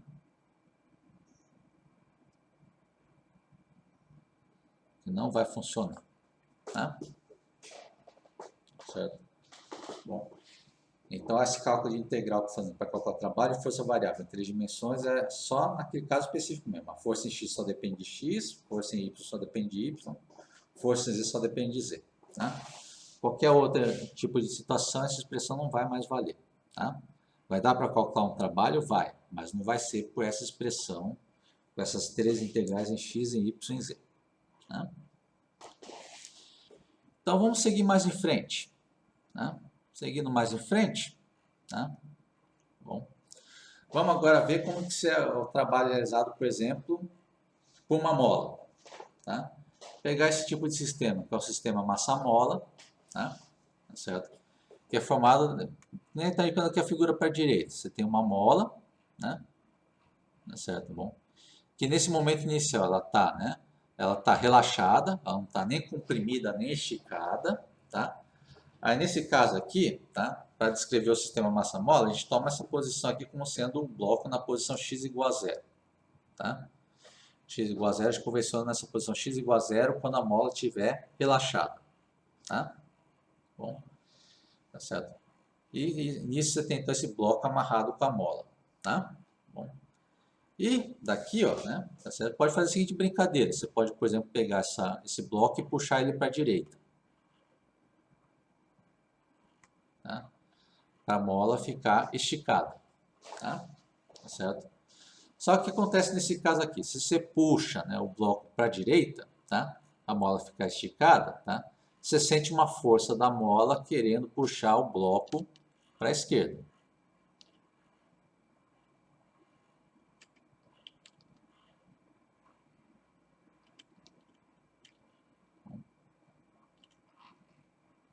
Certo? E aparece essa força Fx aqui da mola, tá? Apontando para a esquerda. Bom, certo? Isso quando eu estico a mola, tá? Certo? Aí quando eu faço o contrário, quando eu pego o bloco, eu empurro o bloco para a esquerda, tá? Que é o caso da terceira figura aqui, né? Certo? Aí lembra, aqui é o caso que eu estou comprimindo a mola, tá? Tá certo? Bom, estou comprimindo a mola, tá? Só que vocês pegam isso na experiência que vocês têm. Se você comprime a mola, tá? A mola vai querer empurrar o bloco para fora. Então, no caso aqui vai empurrar o bloco para a direita, tá? Empurrando o bloco para a esquerda, então aparece essa força aqui, né? Sobre o bloco para a direita, né? Tá certo? E disso então já vem um comportamento aqui dessa força devido à mola, tá? Que a mola sempre tenta puxar o bloco, tá? Para voltar ele para aquele ponto de equilíbrio em x igual a zero, tá? Se eu desloco o bloco aqui para a direita, tá? Aqui, ó, deslocamento positivo para a direita, a força vai agir para a esquerda com sinal negativo, tá? Se por outro lado, né, fazer deslocamento negativo, tá? Deslocamento com x negativo, tá? Bom, aí o bloco vai empurrar, a mola vai empurrar o bloco para a direita. Tá? Certo? Tudo isso ela tem a intenção, então, de fazer o bloco voltar na coordenada x igual a 0, que é a situação que a mola fica relaxada e ele pode ficar parado em paz. Tá? Certo? Então, esse que é o comportamento da força da mola. Tá? Outras palavras, se você faz um deslocamento x positivo na mola, tá? Vai aparecer uma força negativa. Tá? Bom, que é o caso da figura da segunda figura. Tá? Se eu faço o deslocamento x positivo, a força fica negativa. Tá? E o terceiro caso é o quê? Se eu faço um deslocamento x negativo, a força fica no sentido positivo. Bom, certo? Isso é tudo amarrado com a característica da força da mola, dela ser uma força, chama de força restauradora. Tá? Bom, uma força que sempre tenta empurrar o bloco de novo para a posição de equilíbrio. Tá? Bom, por isso que ela fica com essa característica. Deslocamento positivo, ela faz uma força negativa. Deslocamento negativo, ela faz uma força positiva. Sempre tentando empurrar o bloco de novo para o meio. Parado no meio. Tá? Aí a força que tem esse tipo de atuação, tá? Ela já foi obtida de forma prática em experimentos com mola. Tá? E se descobriu que a força devido à mola pode ser escrita como sendo, né, igual a menos, tá, a constante da mola, tá, vezes a coordenada x do bloco. Tá? Onde esse K aqui, que é a constante da mola, é um parâmetro que depende do material de qual é formada a mola. Tá? Também como foi feitas as voltas lá na espiral da mola.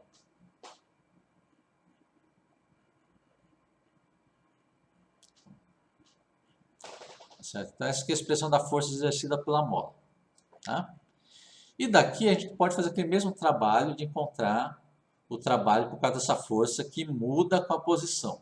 Tá? Isso aqui no caso de força constante. A força está mudando com a posição. Tá?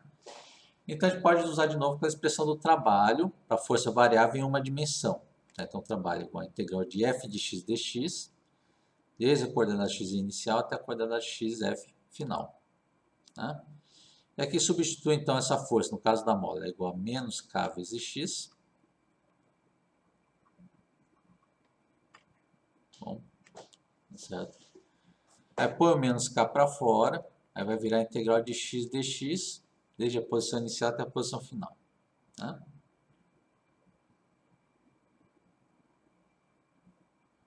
Bom, e daqui resolve essa integral de x, lembra? A integral de x é x² sobre 2.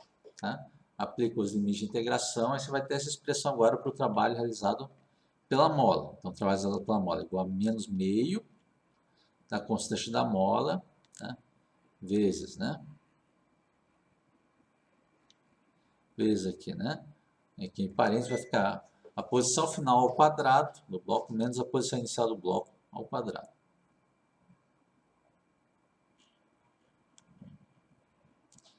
Certo?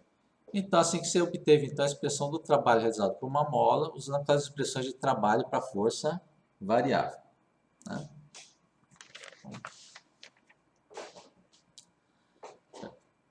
E seguindo mais em frente aqui, então, agora, tá?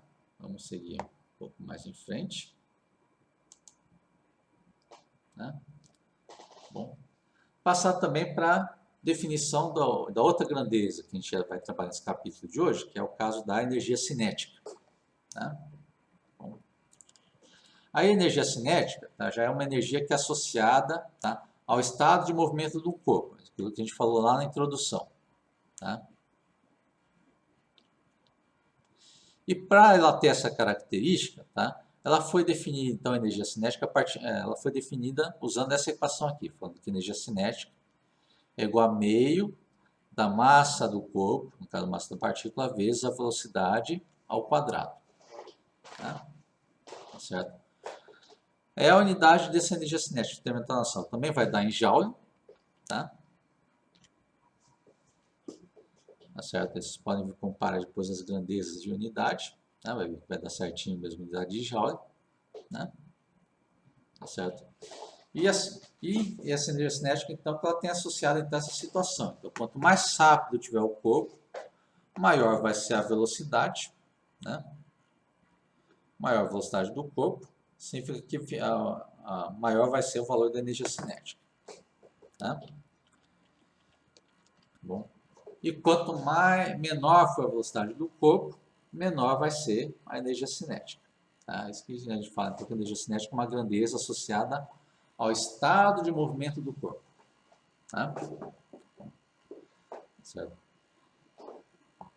E disse então que eu tenho aqui então, essa energia cinética. Tá? Aí, como ela também depende da velocidade ao quadrado, tá? Por causa da energia cinética, não interessa se a partícula está se movendo no sentido positivo ou sentido negativo.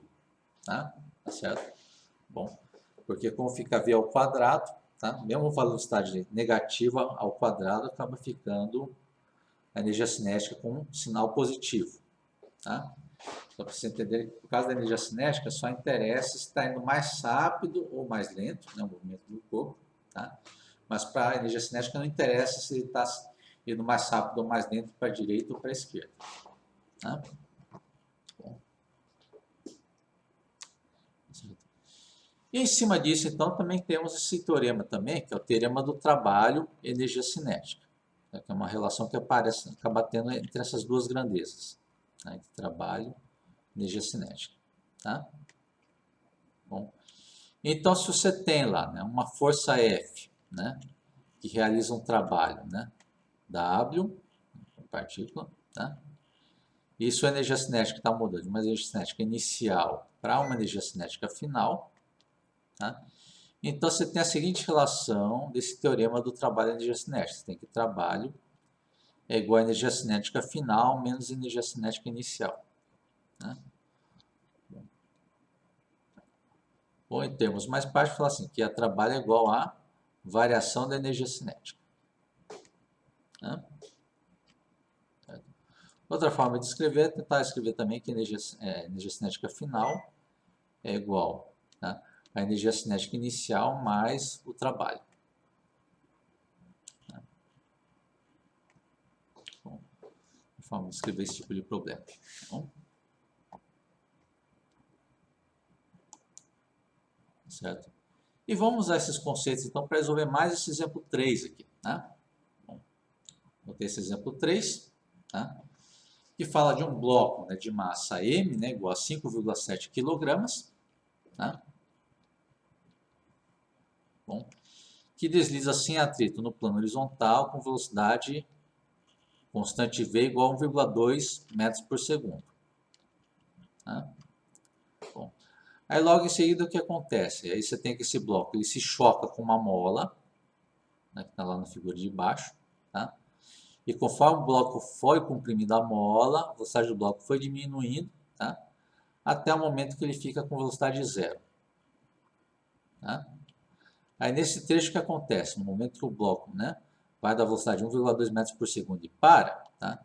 Você tem que o comprimento da mola ela foi comprimida, né, de uma distância d, tá, em relação ao comprimento natural. Tá? Aí a pergunta, qual que é o valor dessa compressão d da mola? Tá? E que lembra que essa mola ela tem uma constante de mola que é de 1.500 newtons por metro. Né? Certo? Estou resolvendo mais esse problema aqui. Né? Bom.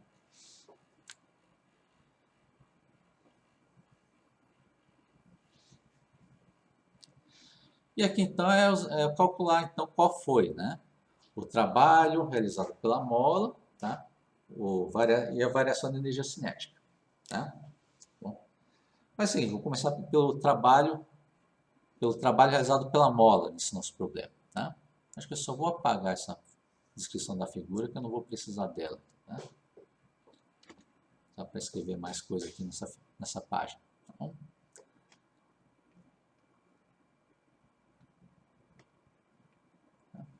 E vou até reaproveitar o desenho aqui também. Tá? A situação que a gente tem é essa daqui. Ó, tá? Então eu vou refazer esse desenho para ficar um pouco menor.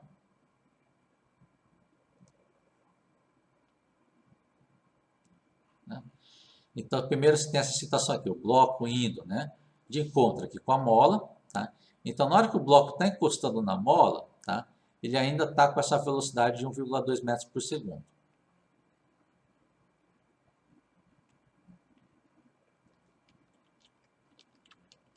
ele ainda está se movendo com essa velocidade, né, de 1,2 metros por segundo.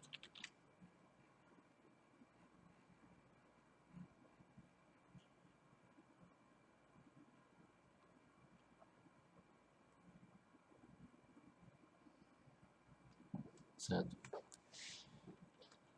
Só que no instante seguinte, o que acontece? Você tem que esse bloco aqui, ele vai comprimindo a mola.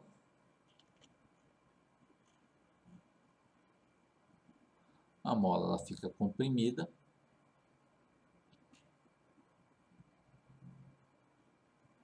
Né?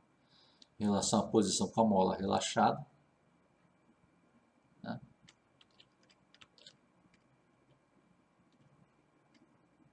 Bom, em relação à posição com a mola relaxada. Então, a mola teve uma compressão, né, dessa distância AD, que eu quero descobrir qual que é o valor dela. Tá?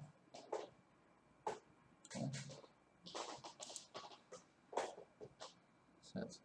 Então, vamos calcular, usar então o teorema do trabalho da energia cinética. Primeiro, calculando aqui qual que é o trabalho da energia cinética. Primeiro, tá? Desculpa, o trabalho realizado pela mola. Tá vendo? Tá? Então, o primeiro passo, vamos ver qual é o trabalho realizado pela mola. Porque foi a expressão que a gente montou, acabou de montar há pouco tempo atrás. Tá?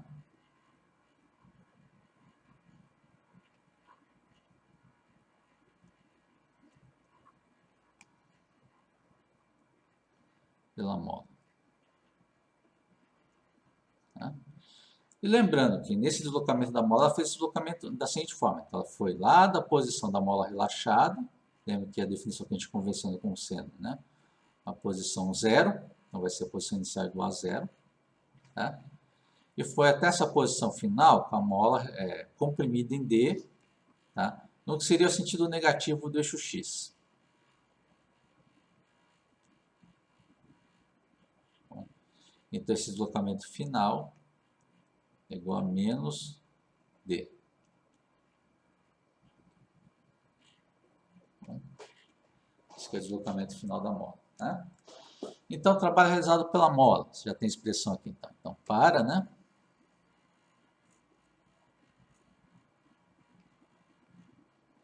A compressão da mola, né?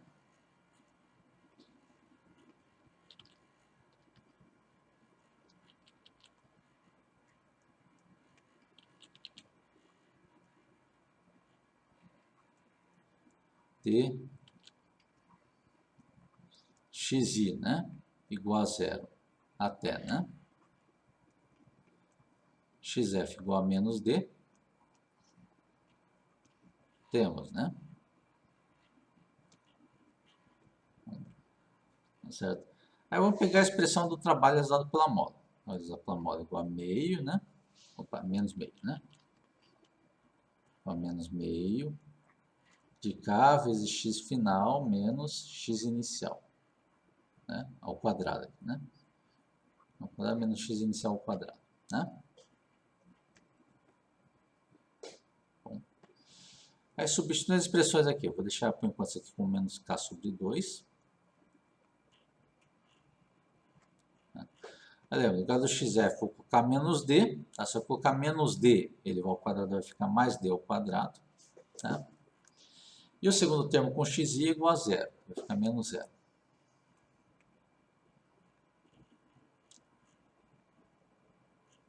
Tá?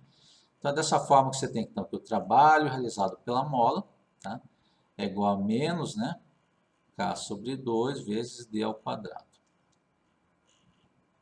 Tá? Certo? Agora, pegar a variação da energia cinética. Pega a energia cinética inicial e a energia cinética final. Tá? Energia cinética.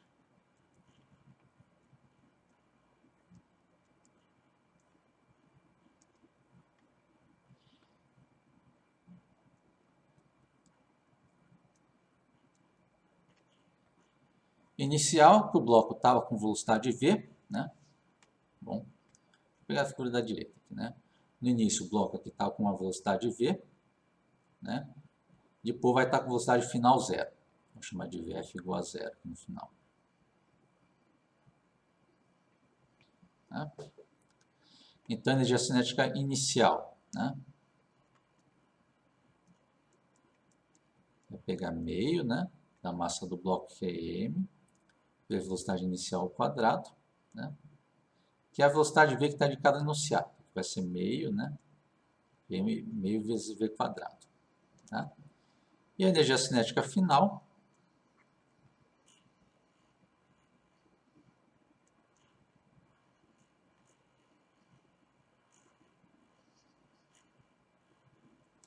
é pegar meio da massa, né, vezes a velocidade final ao quadrado.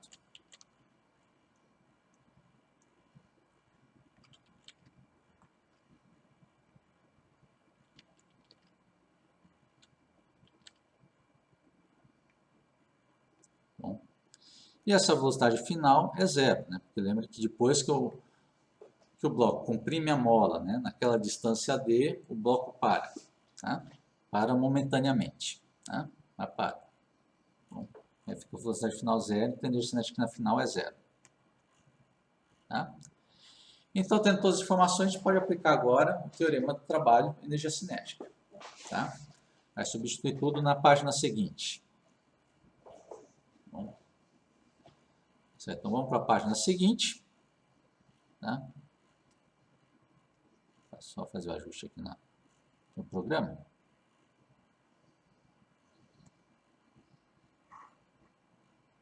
Tá?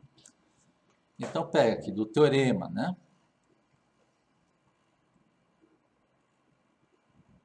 O teorema, tá? Do trabalho, energia cinética.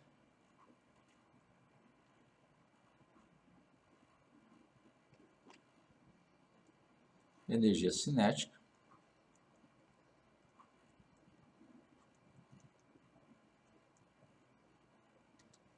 Tá? Você tem que trabalho igual a variação da energia cinética. Que é a mesma coisa de falar que trabalho, né? É igual a energia cinética final, menos energia cinética inicial. E substitui as expressões que a gente descobriu na página anterior. Então, trabalho da mola, né? Tinha dado menos meio, né? De K vezes x quadrado. Tá? Energia cinética final é zero, menos energia cinética inicial, que é meio da massa vezes v quadrado. Tá? Opa, e aqui, desculpe, e aqui em vez de x quadrado tinha ficado d quadrado, né? Página anterior. Vezes d quadrado.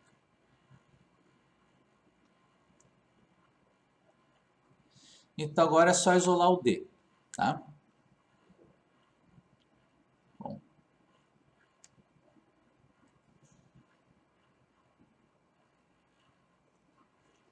Tá? Então é só isolar o d, já resolve o problema, tá? Então vai cancelar meio com meio, tá? Menos com menos cancela também, tá? É só passar o k dividindo e depois o quadrado do d passa como raiz, tá? Você vai ficar com essa expressão aqui para o valor do d, tá? Ele vai ficar então igual a raiz, né? De m sobre k.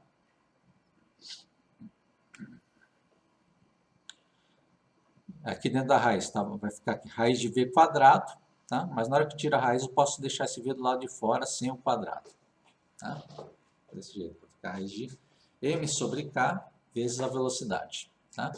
E aqui substitui os valores, tá? Então vai ficar a raiz, né, da massa, que é 15 kg,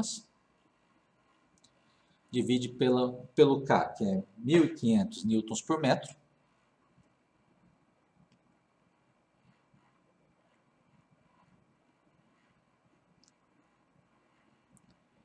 Tá? E fora da raiz aqui, multiplica pelo V, que é de 1,2 metros por segundo. Tá? Calma aí, deixa eu pegar errado a massa, né? A massa é 5,7, né? Corrigindo aqui a massa, tá? Eu acho que eu peguei o valor de outro problema aqui, sem querer, né? Bom, então, corrigindo aqui o valor da massa. A massa é 5,7 kg. Tá? Um pouco melhor, tá?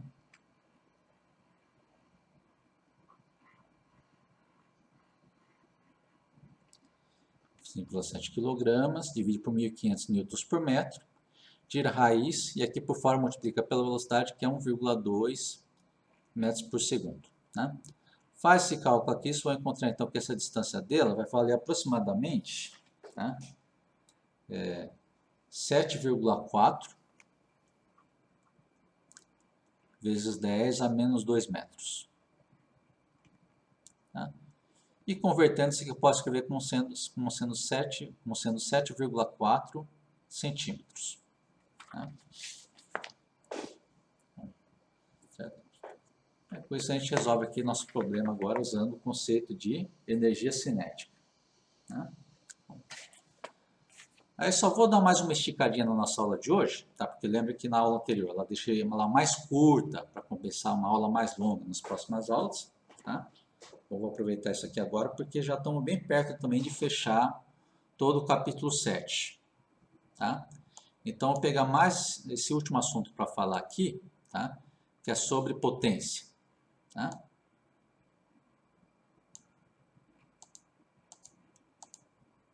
Isso que é sobre potência. É o último assunto do capítulo 7. Tá? Aí a potência, tá? Ela ilustra assim, a taxa de trabalho que alguém está realizando, tá? Ao longo do tempo. Tá? Bom, tipo, é um indicador de quão rápido eu estou realizando o trabalho para o movimento de um corpo. Tá? Estou fazendo um trabalho de forma rápida ou forma lenta, né, sobre um corpo. Tá? Tá certo? Aí a gente pode começar a pensar nessa taxa de trabalho por tempo, pensando no primeiro conceito de potência média. Tá? Pensar que se tem uma situação que se aplica um trabalho W, né, realizado num intervalo de tempo ΔT, tá? Tá certo? Aí a potência média é simplesmente pegar o trabalho e dividir pelo intervalo de tempo. Tá? Certo? Aí isso em termos de unidade no sistema internacional, tá? Isso tem um nome próprio que a gente chama de watt, tá? Que é representado pela letra W maiúsculo. Tá?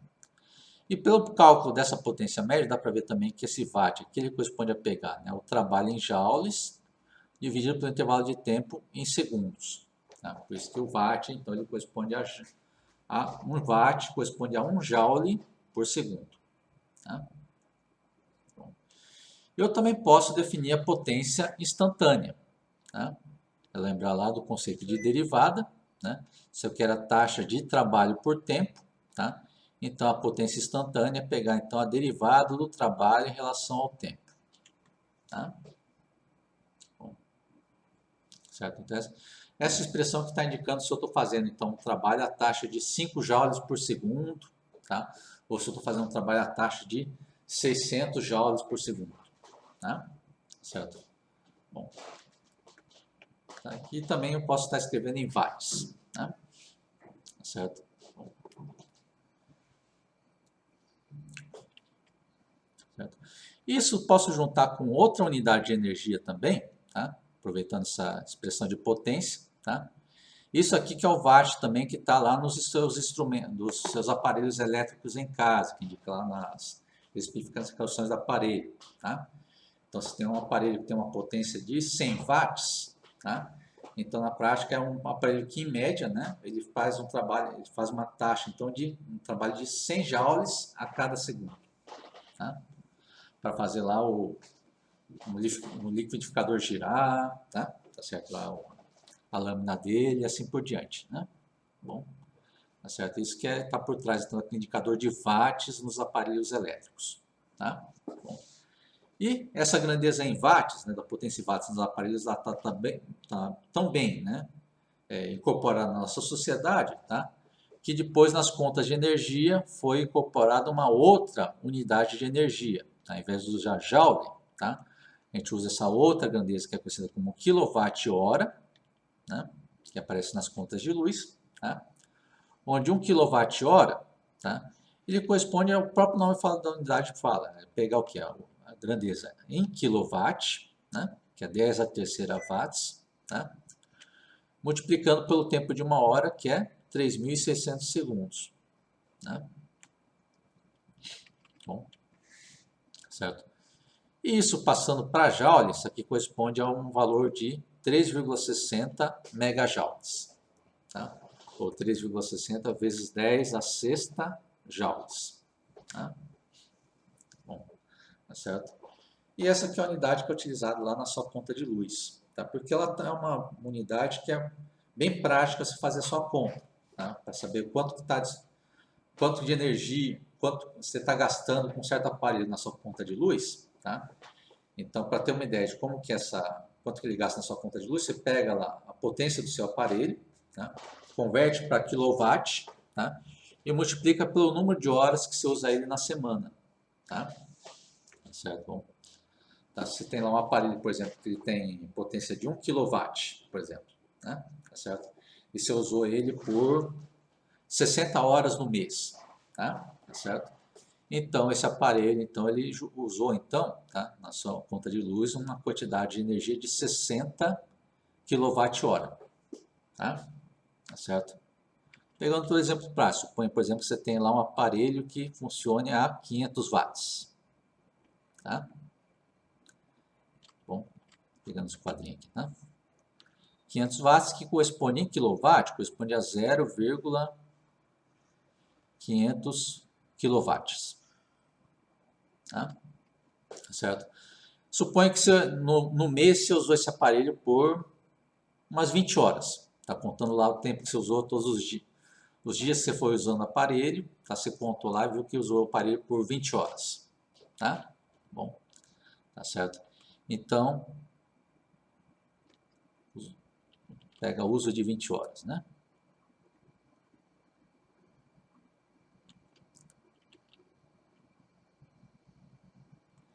Então, a energia que esse aparelho custou lá na sua conta de luz, tá?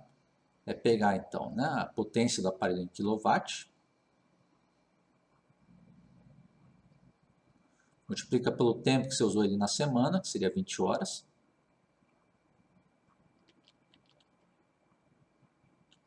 Opa. Tá? Então você vai ter que seu aparelho, então, contribuiu na sua conta de luz em, esse aparelho aqui, né? Contribuiu na conta de luz uma quantidade de 10 kWh. Tá? Bom, então esse tipo de conta é bem útil para você saber, para ter uma ideia, né? De quanto que seu aparelho, qual aparelho que está te fazendo pagar uma conta de luz mais cara. Tá? Certo? Bom, então, isso aqui é mais uma estimativa, porque os aparelhos que você tem em casa, tá, eles não funcionam exatamente com uma potência fixa também. Tá? Tá certo? É uma potência média, na verdade. Tá? Mas dá para ter uma ideia de qual que é o aparelho que está te custando mais, tá dando mais, está te fazendo gastar mais dinheiro na conta de luz. Tá? Bom, tradicionalmente, os aparelhos que mais gastam, né, mais te pesam na conta de luz em casa, tá, seria a geladeira, tá, e o chuveiro, se você usar muito tempo do chuveiro na temperatura quente. Tá? Certo? E atualmente também você tem a contribuição do ar-condicionado. O ar-condicionado também gasta muito na sua conta de luz. Tá? Esses seriam os três principais tipos vilões se você estiver tendo uma conta de luz muito alta. Tá? Bom, tá certo? E agora aqui, só para a gente fechar então essa aula de hoje, fechando também todo o capítulo 7, tá? Tá bom? Também tem outra expressão que a gente pode montar aqui, né? Para a potência, quando você tiver um movimento no eixo X, tá? Quando estiver sujeito a uma força constante F. Tá? Tá certo? Que é simplesmente pegar o seguinte, tá? Você tem lá o movimento do corpo no eixo X. Tá? Tá certo? Aí faz lá potência igual a derivada do trabalho em relação ao tempo. Tá? Só que, né, para força constante, lembre que eu posso escrever o trabalho como sendo força vezes deslocamento. Que no caso seria força vezes deslocamento em x. Tá? E na hora que faz a derivada, como esse é caso de força constante, é o caso particular que eu estou pegando de força constante, tá? Então eu posso pôr f para fora da derivada, tá? E fica aqui f vezes a derivada de x em relação ao tempo, tá? Aí daqui que você tem outra expressão, então, para potência, tá? Eu posso escrever, então, lembrando que a derivada da posição em relação ao tempo é a velocidade do corpo, tá? Então eu posso escrever a potência como sendo força vezes velocidade, ou para o caso de F constante. E, né, estendendo isso para um caso mais geral em 3 dimensões, tá bom? Eu posso escrever essa potência como sendo, pegando o vetor força, produto escalar com o vetor velocidade, tá? Estendendo esse conceito. tá? De novo, isso aqui pegando por caso de força constante, tá bom? Certo? Isso aqui é o último tópico que eu tinha para falar sobre o capítulo 7, tá? Então, dessa forma aqui, a gente já termina todo o capítulo 7, tá? Realmente é um capítulo realmente mais rápido, tá?